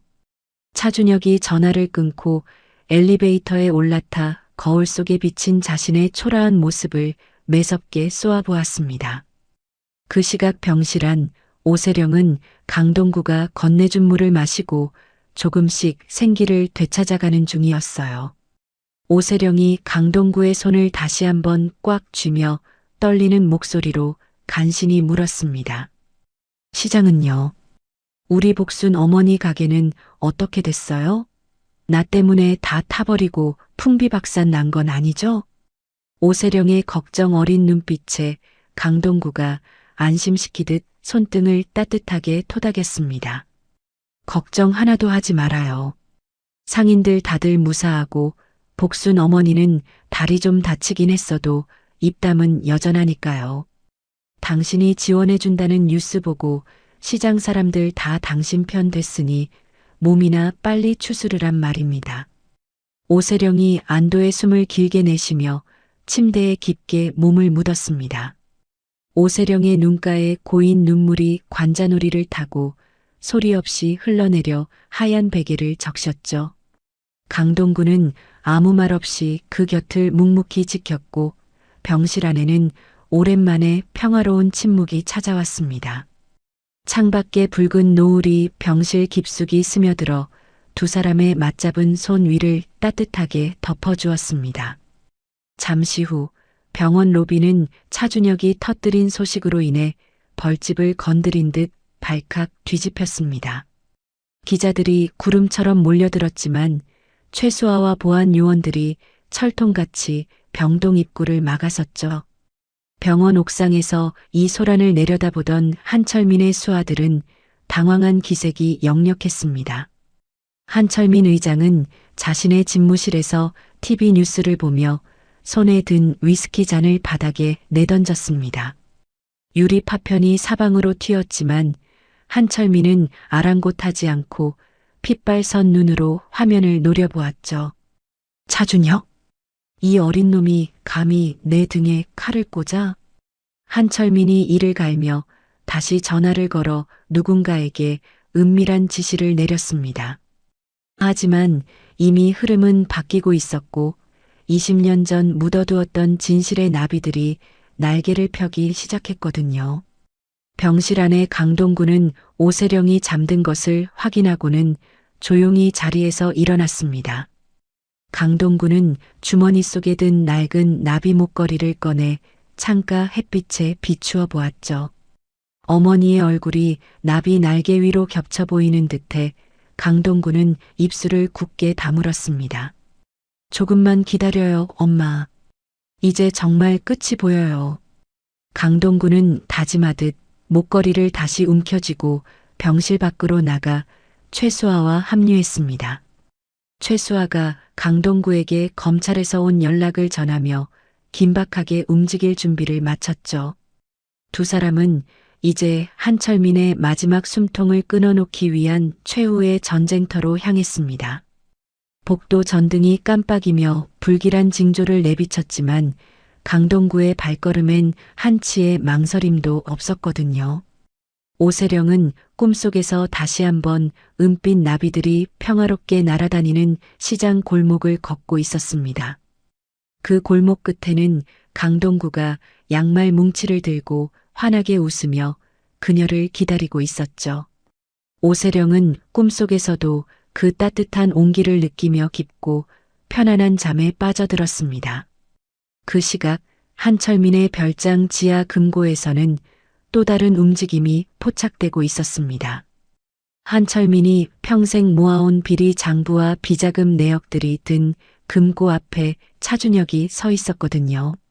차준혁은 아버지가 남긴 마지막 열쇠를 금고 구멍에 밀어넣고 천천히 돌렸습니다. 육중한 쇳소리와 함께 금고 문이 열리자 그 안에는 추악한 진실들이 쏟아져 나왔죠. 차준혁은 그 서류들을 하나하나 확인하며 차가운 미소를 지었습니다. 의장님, 당신이 만든 지옥에 이제 당신이 들어갈 차례입니다. 차준혁은 서류 뭉치를 가슴에 안고 어둠이 깔린 별장을 빠져나와 검찰청으로 향했습니다. 밤 공기는 서늘했지만 진실을 향한 그의 의지는 그 어느 때보다 뜨겁게 타오르고 있었죠. 길가에 핀 코스모스들이 흔들리며 마치 폭풍 전야의 정막을 알리는 듯 했습니다. 강동구와 오세령, 그리고 차준혁의 운명이 하나의 소용돌이 속으로 빨려 들어가고 있었습니다. 이제 누구도 이 거대한 역사의 수레바퀴를 멈출 수는 없었거든요. 멀리서 들려오는 사이렌 소리가 고요한 밤하늘을 가르며 정의의 심판이 시작되었음을 알렸습니다. 강동구는 차 안에서 창밖을 보며 어머니가 즐겨 부르던 노래를 나지막이 의졸였죠. 그 노래는 슬프지 않았고 오히려 다가올 내일을 축복하는 찬가처럼 들렸습니다. 오세령의 병실 창가엔 달빛이 내려앉아 그녀의 평온한 얼굴을 비추고 있었습니다. 이제 곧 해가 뜨면 세상은 전혀 다른 모습으로 그들을 맞이할 준비를 하고 있었죠. 지옥 같았던 20년의 세월이 나비의 날갯짓 한 번에 허물어지려 하고 있었습니다. 강동구는 주먹을 꽉 쥐며 창밖의 어둠을 뚫고 지나가는 불빛들을 응시했죠. 그 불빛들은 하나하나가 억울하게 죽어간 이들의 영혼이 내뿜는 빛처럼 보였습니다. 최수아는 옆자리에서 강동구의 옆 얼굴을 보며 묘한 존경심을 느꼈습니다. 재벌의 돈보다 사람의 진심이 더 강하다는 것을 이 투박한 남자가 증명하고 있었거든요. 차는 멈추지 않고 어둠을 갈라놓으며 진실의 심장부로 달려가고 있었습니다. 오세령의 병실 테이블 위에는 동구가 가져온 믹스커피 봉지가 덩그러니 놓여 있었죠. 그 작은 봉지 하나가 수조원의 재산보다 더 큰 위로가 된다는 사실이 신비로웠습니다. 진실은 결코 잠들지 않고 어둠이 깊을수록 새벽은 더 가까이 다가오고 있었죠. 강동구와 오세령의 인연은 이제 개인의 복수를 넘어 세상을 정화하는 불꽃이 되었습니다. 그 불꽃은 한철민이라는 거대한 어둠을 태워버리고 새로운 싹을 틔울 것입니다. 밤이 지나고 새벽 이슬이 맺힐 때쯤 한철민의 제국은 무너지기 시작했거든요. 동구는 차창에 비친 자신의 눈동자를 보며 다시 한번 어머니의 이름을 불렀습니다. 그 목소리는 공허하게 흩어지지 않고 밤 공기를 타고 멀리 퍼져나갔죠. 이제 나비들은 더 이상 비바람을 두려워하지 않고 하늘 높이 비상할 준비를 마쳤습니다. 그들의 날갯짓은 이제 막 시작되었고 세상은 그 아름다운 비행을 지켜볼 것입니다. 길고 긴 밤의 끝자락에서 강동구는 마침내 희미하게 밝아오는 지평선을 보았습니다. 그곳엔 그가 그토록 기다렸던 진실의 태양이 떠오르고 있었거든요. 오세령은 잠결에 그 따스한 햇살을 느끼며 살포시 미소 지었습니다. 이제 더 이상 지옥 같은 꿈은 그녀를 괴롭히지 못할 것입니다. 강동구가 그녀의 곁에 있고 진실이 그들의 앞길을 밝혀주고 있으니까요. 차는 마침내 검찰청 정문에 도착했고 수많은 카메라가 그들을 향해 빛을 뿜었습니다. 동구는 차 문을 열고 내리며 당당하게 가슴을 펴고 카메라 앞에 섰죠. 그의 손에는 어머니의 자부심인 은빛 나비 목걸이가 환하게 빛나고 있었습니다. 이제 정말 모든 것을 바로잡을 시간이 찾아왔습니다. H그룹 본사 대강당으로 향하는 복도는 마치 거대한 동굴처럼 서늘한 정적만이 감돌고 있었습니다. 구두굽이 대리석 바닥에 부딪힐 때마다 날카로운 소음이 천장 높이 튀어 올랐다가 차가운 벽면을 타고 흩어지곤 했죠. 평소라면 수많은 직원이 허리를 굽히며 인사했겠지만 지금 이 복도에는 오직 진실을 향해 걷는 세 사람의 그림자만이 길게 늘어져 있었어요. 강동구는 평생 입어본 적 없는 빳빳한 정장 차림이 어색한지 자꾸만 넥타이 매듭을 만지작거리며 걸음을 옮겼습니다. 옆에 선 오세령은 며칠 전 병상에 누워있던 사람이라고는 믿기지 않을 만큼 단호하고 서늘한 기운을 뿜어내고 있었죠. 최수아 비서실장이 태블릿을 손에 쥔 채 앞장서서 강당 입구의 보안 요원들을 매서운 눈빛으로 제압했습니다. 비키세요. 회장님 입장하십니다. 이사회 결정이 나기 전까지 이 건물의 주인은 여전히 오세령 회장님이시니까요. 최수아의 서슬 퍼런 일갈에 건장한 요원들이 주춤하며 길을 내주었어요. 강당 안에서는 한철민 의장이 상석에 앉아 거드름을 피우며 이사진들과 마지막 음모를 꾸미는 중이었습니다. 한철민은 안경 너머로 들어오는 오세령의 모습을 발견하고는 비릿한 미소를 지으며 서서히 자리에서 일어났죠. 아니, 이게 누구신가? 우리 오 회장님 아니오? 병세가 깊어 오늘 이사회는 참석 못하실 줄 알았는데 역시 대단한 집념이구려. 한철민이 뱀처럼 유연한 목소리로 빈정거렸지만 오세령은 대꾸조차 하지 않고 당당히 회장석으로 걸어가 앉았습니다. 강동구는 오세령의 뒤편에 든든한 산처럼 버티고 서서 한철민을 구멍이 뚫릴 듯 노려보았죠. 한철민의 눈동자가 강동구의 가슴팍에서 반짝이는 은빛 나비 목걸이에 머물자 찰나의 흔들림이 스쳐 지나갔어요. 안 의장님, 서로는 생략하고 바로 본론으로 들어가죠. 오늘 이사회의 안건은 제 회의만이 아니라 한 의장님의 영구 제명과 형사 고발건입니다. 오세령의 얼음장 같은 목소리가 마이크를 타고 강당 구석구석으로 날카롭게 파고들었습니다. 강당 안은 순식간에 벌집을 건드린 듯 웅성거리는 소리로 가득 찼고 이사진들은 서로의 눈치만 보며 땀을 닦아냈죠. 한철민이 껄껄거리며 호탕하게 웃음을 터뜨렸지만 그 웃음소리에는 감출 수 없는 불안이 섞여 있었어요. 오 회장이 아직 몸이 덜 회복된 모양이군. 증거도 없이 이런 소란을 피우다니 명예훼손으로 감당할 수 있겠소? 그때 대강당의 육중한 뒷문이 쾅 소리를 내며 열렸습니다. 모든 시선이 입구 쪽으로 쏠렸고 거기에는 숨을 몰아쉬며 서 있는 차준혁이 있었죠. 차준혁은 한 손에 낡은 가죽 가방을 움켜쥔 채 단호한 발걸음으로 단상을 향해 걸어 들어왔습니다. 한철민은 자신을 도우러 온 줄로만 알았던 조카 같은 준혁을 향해 반갑게 손을 흔들었지만 준혁의 표정은 차갑기만 했어요. 의장님, 아니 한철민 씨. 당신이 우리 아버지에게 보냈던 마지막 협박 편지와 비자금 장부 원본, 제가 지금 가져왔습니다. 차준혁의 선언에 한철민의 얼굴이 순식간에 잿빛으로 변하며 입술을 파르르 떨었습니다. 준혁은 가방에서 누렇게 빛바랜 서류 뭉치를 꺼내 단상 위에 거칠게 내던졌죠. 그것은 20년 전 강동구의 어머니와 오세령의 남편이 목숨과 맞바꾸려 했던 추악한 진실의 실체였습니다. 최수아가 기다렸다는 듯 대형 화면에 서류의 내용을 띄우자 한철민의 서명이 선명한 비리 내역들이 줄줄이 나타났어요. 이게 다 뭡니까? 의장님, 정말입니까?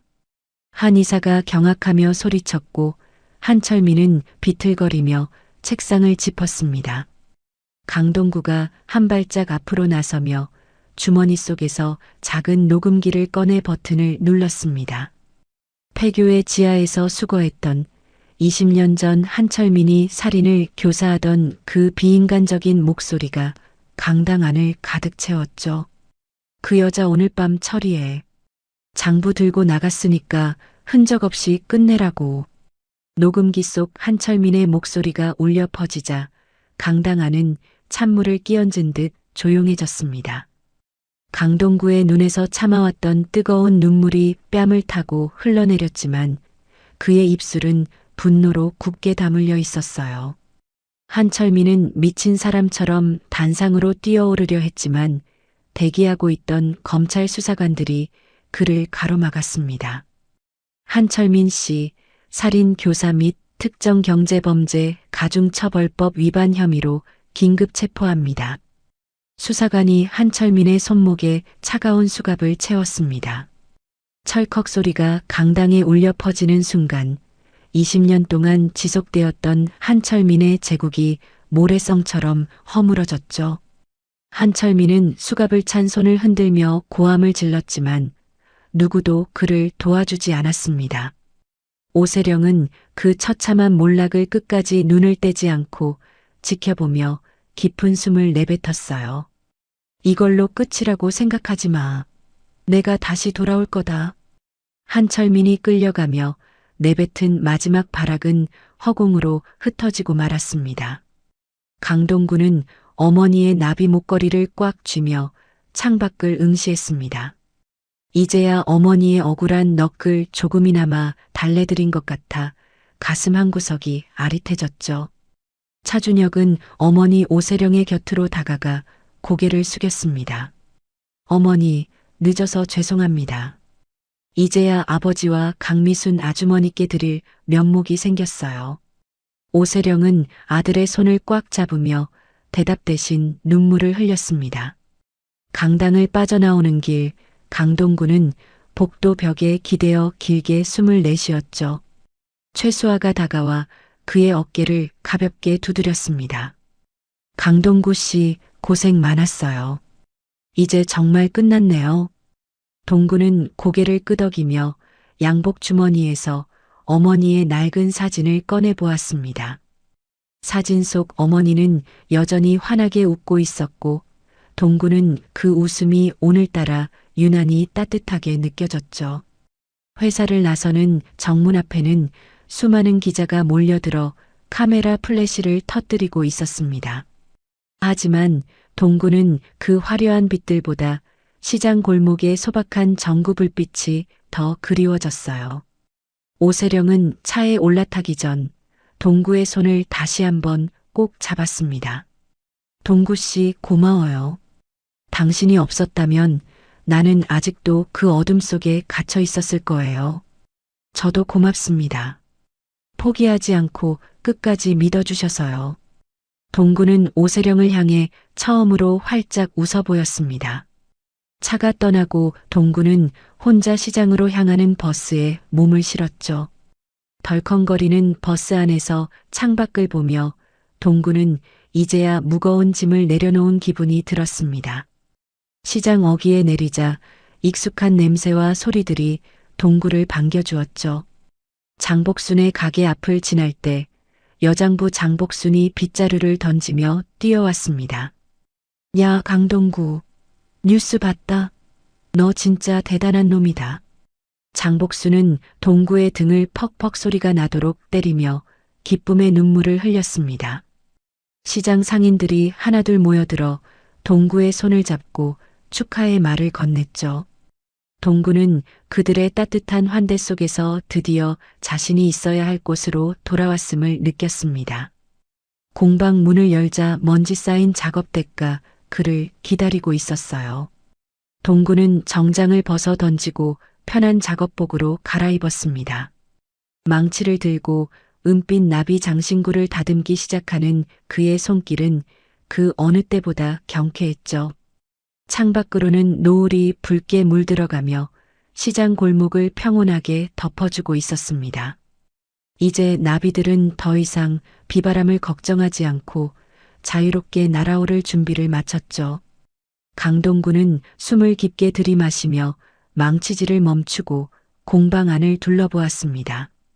선반 위에는 어머니가 생전에 아끼던 낡은 상자 하나가 놓여 있었는데 그 속에는 어머니가 직접 깎았던 미완성 나비 조각이 들어 있었거든요.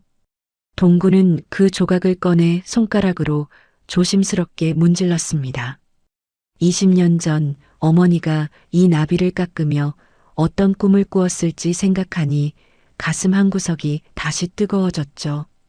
그때 공방 문이 드르륵 열리며 시원한 바람과 함께 최수아 실장이 들어왔습니다. 최수아는 평소에 딱딱한 정장 대신 편안한 블라우스 차림이었고 손에는 축하 꽃다발 대신 검은색 서류 가방을 들고 있었어요. 동구 씨, 잠시 방해해도 될까요? 최수아가 미소를 지으며 묻자 동구는 작업대 앞 의자를 끌어당겨 자리를 내주었습니다. 최수아는 가방에서 서류 한 뭉치를 꺼내 동구 앞에 조심스럽게 내려놓았죠. 그것은 한철민 일가로부터 환수한 불법 재산들을 시장 상인들의 복지를 위해 기부하겠다는 오세령 회장의 약속이 담긴 증서였습니다. 회장님이 말씀하셨어요. 이 돈은 동구 씨 어머니와 오 회장님 남편분이 목숨을 걸고 지켜낸 진실의 대가라고요. 그래서 가장 의미 있는 곳에 쓰여야 한다고 생각하신답니다. 최수아의 차분한 목소리에 동구는 서류를 물끄러미 바라보다가 조용히 고개를 끄덕였습니다. 이 돈이 시장 사람들의 무너진 삶을 일으켜 세우고 다시는 억울한 일이 생기지 않도록 돕는 밑거름이 될 거라는 사실이 동구의 마음을 훈훈하게 했거든요. 최수아가 떠난 뒤 동구는 다시 작업에 몰두했습니다. 밤이 깊어질수록 망치 소리는 더욱 리드미컬하게 울려 퍼졌고 은빛 나비는 마침내 완전한 날개를 펼쳤죠. 동구는 완성된 나비를 들고 공방 밖으로 나갔습니다. 어두운 시장 골목에는 가로등 불빛만이 외롭게 흔들리고 있었지만 동구는 더 이상 어둠이 두렵지 않았어요. 그는 시장 입구에 있는 가장 큰 나무 아래에 서서 밤하늘을 올려다보았습니다. 무수히 많은 별이 반짝이고 있었고 그 별빛 하나하나가 어머니와 오 회장 남편의 눈동자처럼 보였거든요. 엄마, 이제 정말 평안하게 쉬세요. 내가 시장 사람들과 함께 이 나비들처럼 자유롭게 살아갈게요. 동구는 나지막이 속삭이며 손바닥 위에 나비를 꼭 쥐었습니다. 다음 날 아침 시장은 평소보다 일찍 활기를 띠기 시작했습니다. 한철민의 몰락 소식과 함께 시장 재건축 계획이 전면 취소되고 대신 상생을 위한 현대화 사업이 시작된다는 소문이 퍼졌기 때문이죠. 상인들은 서로의 손을 맞잡으며 기쁨을 나눴고 장복순 어르신은 아침부터 떡을 돌리며 동구의 이름을 연신 불렀습니다. 동구는 공방 문을 활짝 열고 찾아오는 손님들에게 환한 미소를 지어 보였죠. 오후가 되자 검은색 승용차 한 대가 시장 입구에 멈춰 섰습니다. 차에서 내린 사람은 바로 차준혁이었습니다. 준혁은 정장이 아닌 캐주얼한 점퍼 차림이었고 손에는 목공 도구 가방이 들려 있었어요. 준혁은 쑥스러운 듯 머리를 극적이며 동구의 공방으로 들어왔습니다. 동구 씨, 혹시 일손 필요하지 않으세요? 어머니가 여기서부터 다시 시작해보라고 하셔서요. 준혁의 갑작스러운 제안에 동구는 잠시 당황했지만 이내 허허 웃으며 망치를 건넸습니다. 아버지가 저지른 죄는 아니지만 그 가문의 일원으로서 시장 사람들에게 마음의 빚을 갚으려는 준혁의 진심이 동구에게도 전해졌거든요. 두 남자는 작업대에 나란히 앉아 함께 금속을 두드리고 나무를 깎기 시작했습니다. 망치 소리와 톱질 소리가 어우러져 공방 안을 활기차게 채웠죠. 시장의 오후는 그렇게 따뜻하고 평화롭게 흘러갔습니다. 장복순 어르신이 싸온 김밥을 나눠 먹으며 두 남자는 세상 사는 이야기를 주고받았습니다. 재벌가 도련님이었던 준혁이 투박한 김밥을 입안 가득 넣고 오물거리는 모습이 퍽이나 정겨웠죠. 동구 씨, 저 사실 처음에는 동구 씨가 정말 미웠어요. 어머니를 빼앗아 가는 것 같기도 하고 우리 집안을 무너뜨리려는 사기꾼 같았거든요. 준혁이 씁쓸하게 웃으며 고백하자 동구는 그의 어깨를 툭 쳤습니다. 나라도 그랬을 겁니다. 하지만 이제는 알잖아요. 우리가 지켜야 할 건 체면이 아니라 진실이라는 걸요. 준혁은 고개를 끄덕이며 다시 망치를 들었습니다. 저녁 무렵 오세령 회장이 비서 한 명 없이 혼자 시장을 방문했습니다. 그녀는 수수한 카디건 차림에 머리를 뒤로 묶은 모습이었는데 시장 상인들은 그녀를 더 이상 높은 회장님이 아니라 이웃집 안악처럼 편하게 대했죠. 세령은 동구의 공방 앞에 멈춰서서 안쪽에서 들려오는 망치 소리를 가만히 들었습니다. 그 소리는 그녀에게 세상 그 어떤 음악보다 아름다운 교향곡처럼 들렸거든요. 세령이 문을 열고 들어가자 동구와 준혁이 동시에 고개를 들었습니다. 어머니. 준혁이 반갑게 외치자 세령은 환한 미소로 화답했습니다. 세령은 아들의 거칠어진 손을 어루만지며 눈시울을 붉혔지만 그 눈물은 슬픔이 아니라 대견함의 표현이었습니다. 동구는 세령에게 직접 내린 믹스커피 한 잔을 건넸습니다. 세령은 커피잔을 두 손으로 감싸며 그 온기를 만끽했죠. 동구 씨, 시장 공기가 이렇게 달콤한 줄 예전에는 미처 몰랐네요. 세령의 말에 동구는 창밖의 시장 골목을 바라보며 대답했습니다. 사람 사는 냄새가 섞여서 그런 겁니다. 여기엔 거짓이 없으니까요. 세 사람은 공방 앞 평상에 앉아지는 노을을 바라보았습니다. 붉게 물든 하늘 아래로 시장의 전구들이 하나둘 불을 밝히기 시작했죠. 그 풍경은 마치 한 폭의 따뜻한 수채화 같았습니다. 동구는 문득 가슴속에 품고 있던 나비 목걸이를 꺼내 보았습니다. 나비는 이제 어둠 속이 아니라 밝은 달빛 아래에서 자유롭게 날갯짓을 하고 있는 듯 보였어요. 20년 전 멈춰버렸던 그들의 시간이 비로소 다시 흐르기 시작한 것이죠.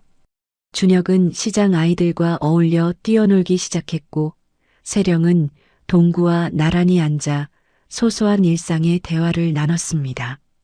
시장의 밤은 깊어갔지만 그들의 마음속에는 희망이라는 등불이 환하게 밝혀져 있었습니다.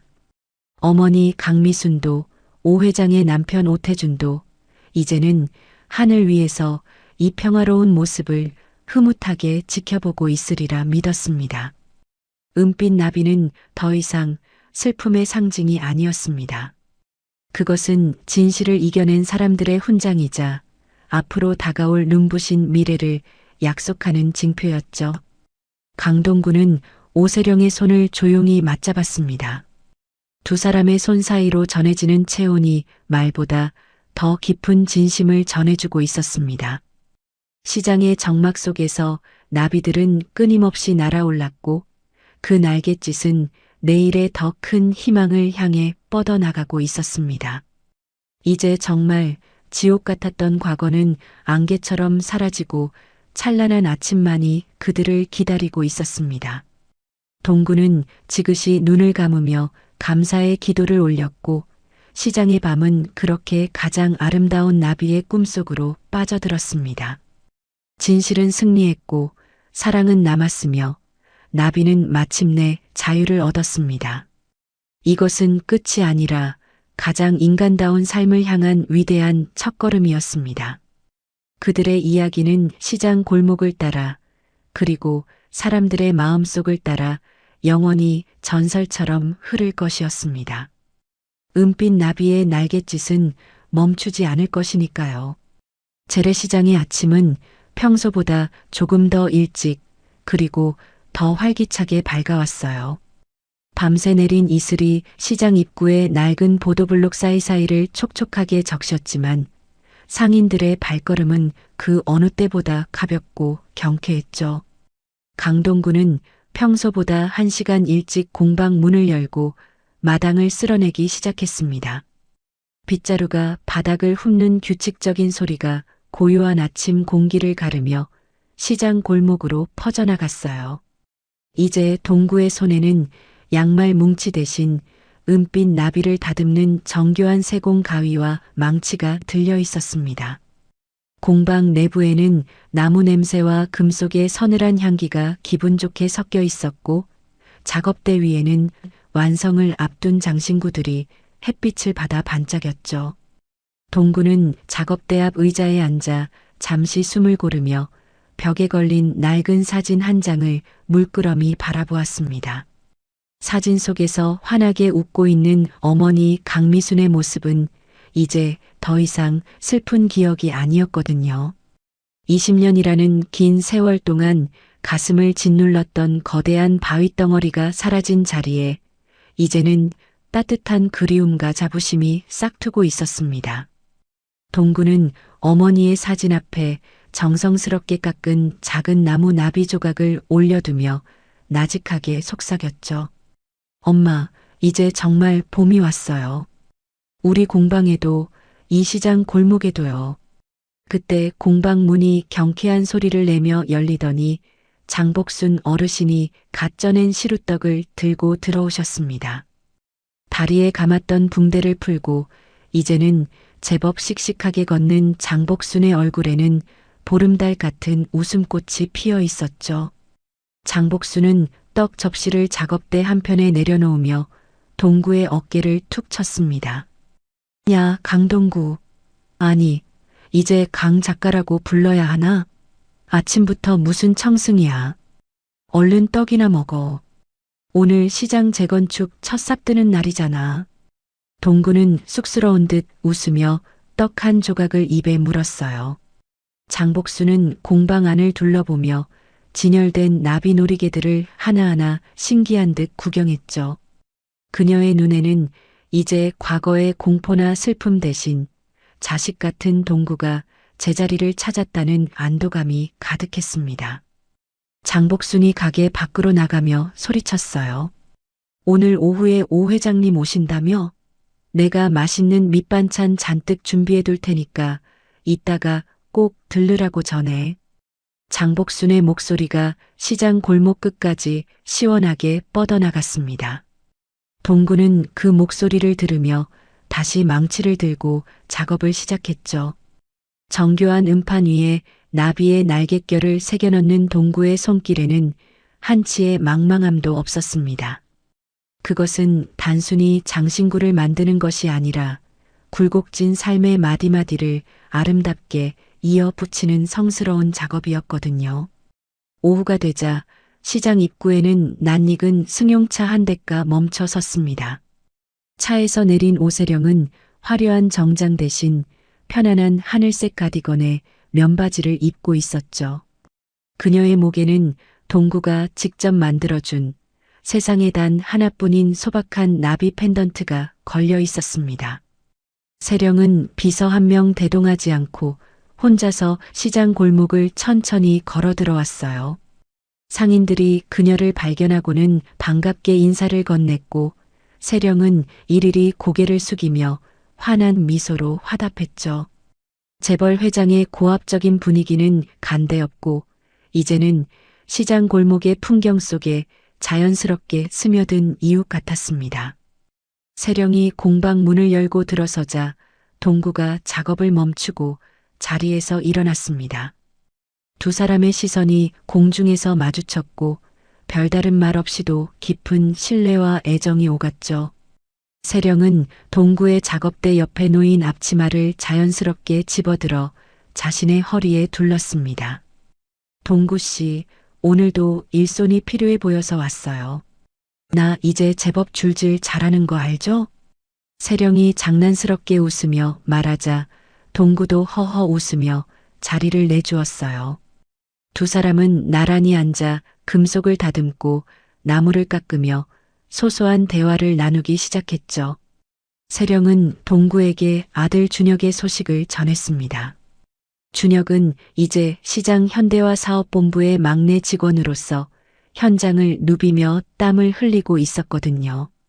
태어나서 처음으로 직접 삽을 들고 흙을 파며 사람들의 땀방울이 얼마나 값진 것인지 배워가고 있었습니다. 준혁이가 어제 그러더라고요.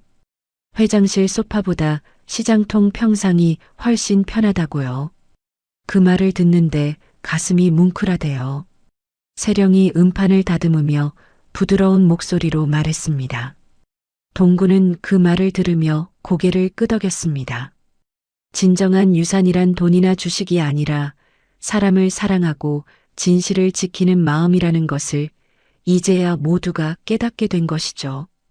공방 유리창 너머로 시장 아이들이 뛰어다니는 소리가 들려왔습니다. 아이들의 웃음소리는 나비의 날갯짓처럼 가볍고 명랑하게 시장 공터를 채우고 있었죠. 해질녘이 되자 동구와 세령은 작업을 멈추고 공방 앞 평상에 앉았습니다. 동구는 공방 구석에서 낡은 가스버너를 꺼내와 물을 끓이기 시작했죠. 노란색 봉투에 담긴 믹스커피 2잔이 종이컵 안에서 달콤한 향기를 내뿜으며 녹아들었습니다. 세령은 두 손으로 종이컵을 감싸 쥐고 그 온기를 만끽하며 길게 숨을 내쉬었죠. 동구 씨, 20년 전에는 상상도 못했던 풍경이에요. 우리가 이렇게 마주 앉아 커피를 마시고 우리 어머니와 당신 남편의 한을 풀어줄 수 있을 거라군요. 세령의 말에 동구는 지는 노을을 바라보며 대답했어요. 진실은 결국 길을 찾나 봅니다.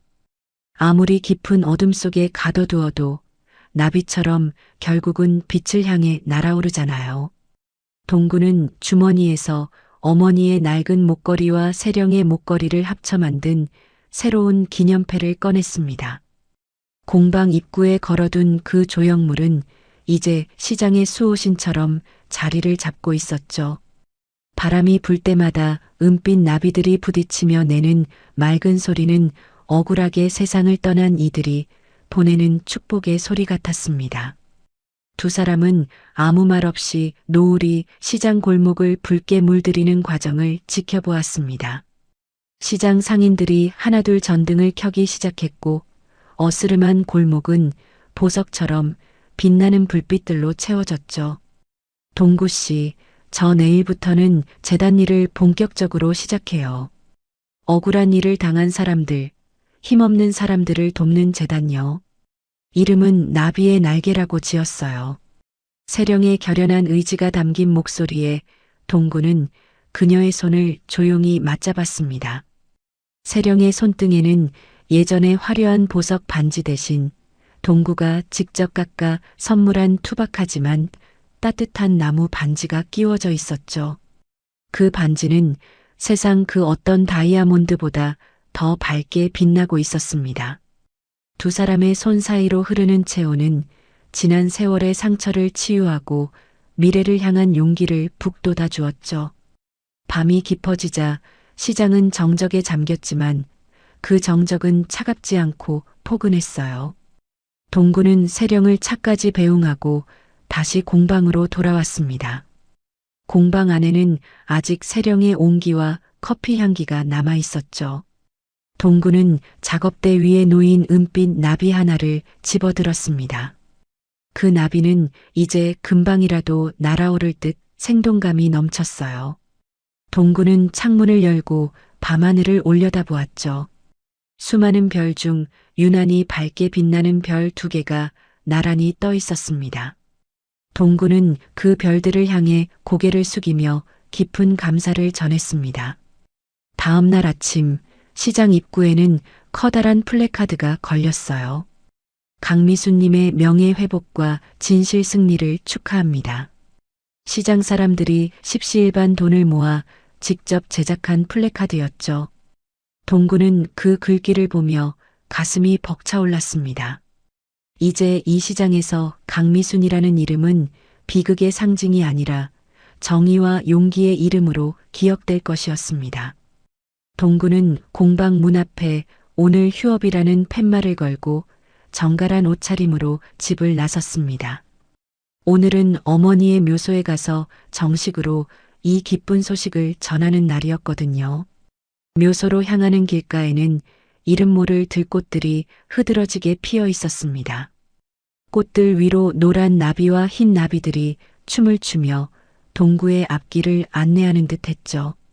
동구는 어머니의 묘비 앞에 서서 한참 동안 말을 잇지 못했어요. 그저 묘비에 낀 이끼를 조심스럽게 닦아내고 세령과 함께 만든 나비 장신구를 묘비 옆에 소중히 놓아두었죠. 엄마, 이제 정말 다 끝났어요. 한철미는 죗값을 치르고 있고 엄마의 이름도 다시 찾았어요. 그리고 저에게 좋은 사람이 생겼어요. 동구의 고백에 바람이 부드럽게 불어와 그의 머리카락을 스치고 지나갔습니다. 마치 어머니가 대견하다며 머리를 쓰다듬어 주는 것만 같았죠. 동구는 한참 동안 묘소에 머물며 과거의 슬픔을 완전히 털어냈습니다. 내려오는 길, 그의 발걸음은 구름 위를 걷는 듯 가벼웠어요. 다시 시장으로 돌아왔을 때 공방 앞에는 뜻밖의 손님이 기다리고 있었죠. 차준혁이었습니다. 그는 현장에서 일하다 왔는지 얼굴에 흙먼지가 조금 묻어 있었지만 눈빛은 맑고 단단했습니다. 준혁은 동구에게 투박한 상자 하나를 내밀었습니다. 동구 씨, 제가 현장에서 주운 나무 조각으로 직접 깎아봤어요.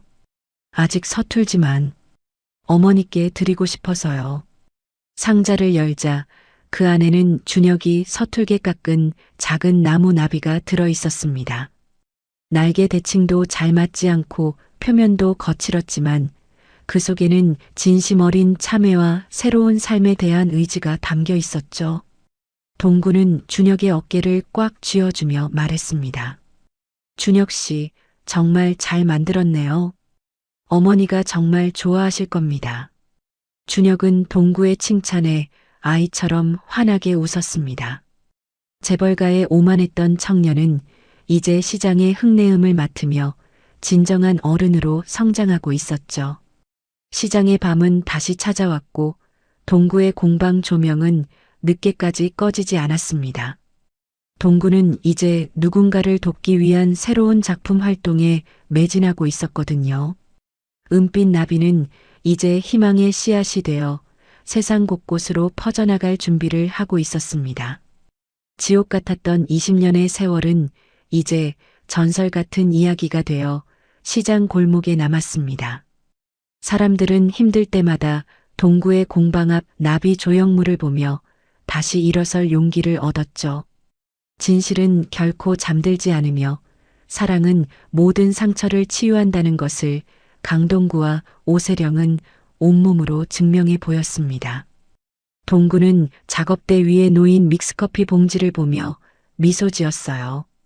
내일은 또 어떤 나비들이 날아오를지, 어떤 따뜻한 인연들이 찾아올지 기대하며 동구는 조용히 눈을 감았습니다. 그의 꿈속에서 어머니는 나비가 되어 드넓은 꽃밭을 자유롭게 날아다니고 있었습니다. 그리고 그 곁에는 동구와 세령, 준혁이 손을 맞잡고 환하게 웃으며 함께 걷고 있었죠. 이제 정말 나비는 영원한 봄의 하늘을 향해 날아올랐습니다. 긴 어둠을 뚫고 나온 날갯짓은 이제 멈추지 않을 것이고 그들의 삶은 찬란한 빛으로 가득 찰 것이었습니다. 은빛 나비의 약속은 그렇게 영원히 지켜지게 되었어요. 시장 골목의 밤하늘에 별빛이 유난히도 맑게 빛나고 있었습니다. 그 빛은 진실을 지킨 이들의 앞날을 축복하는 신의 미소처럼 온 세상을 따스하게 비추고 있었죠. 강동구는 평화로운 숨소리를 내쉬며 깊은 잠에 빠져들었어요. 내일 아침 그는 다시 망치를 들고 가장 아름다운 희망을 빚어낼 것입니다. 그것이 어머니가 남겨준 진정한 유산이며 그가 살아가는 이유였으니까요. 시장의 정막 속에서 나비들은 끊임없이 날갯짓하며 새로운 내일을 부르고 있었어요. 이제 모든 것이 제자리를 찾았고 사랑만이 그 자리를 가득 채우고 있었죠. 영원히 끝나지 않을 나비의 비행이 이제 막 시작되고 있었습니다. 20년이라는 긴 세월, 차가운 금고 속에 갇혀있던 은빛 나비가 마침내 진실의 하늘로 날아올랐습니다. 재래시장의 투박한 양말 장수와 화려한 재벌가의 여회장. 세상은 두 사람이 절대 어울릴 수 없다고 말했지만 그들을 하나로 묶어준 것은 화려한 보석이 아닌 억울하게 떠난 이들의 숭고한 희생과 진심이었습니다. 악행으로 쌓아 올린 공고한 성벽은 결국 무너졌고 그 폐허 위에는 이제 사람 냄새나는 따스한 공방과 상인들의 웃음소리가 새롭게 피어났습니다. 동구 씨와 세령 씨가 시장통 평상에 앉아 나눠 마시는 믹스커피 한 잔처럼 우리네 인생도 때로는 쓰디쓴 시련 뒤에 찾아오는 그 달콤한 한 모금 덕분에 다시 살아갈 힘을 얻는 게 아닐까요? 고난 속에서도 결코 나비의 날갯짓을 멈추지 않았던 이들의 이야기처럼 여러분의 삶에도 언제나 정의와 사랑이 승리하는 기적이 함께하기를 진심으로 응원합니다. 이야기를 끝까지 들어주신 분이 계시다면 잘 들었다고 댓글 하나만 남겨주세요. 감사합니다. 선생님의 가정에 항상 행복이 가득하시고 건강하시길 바랍니다.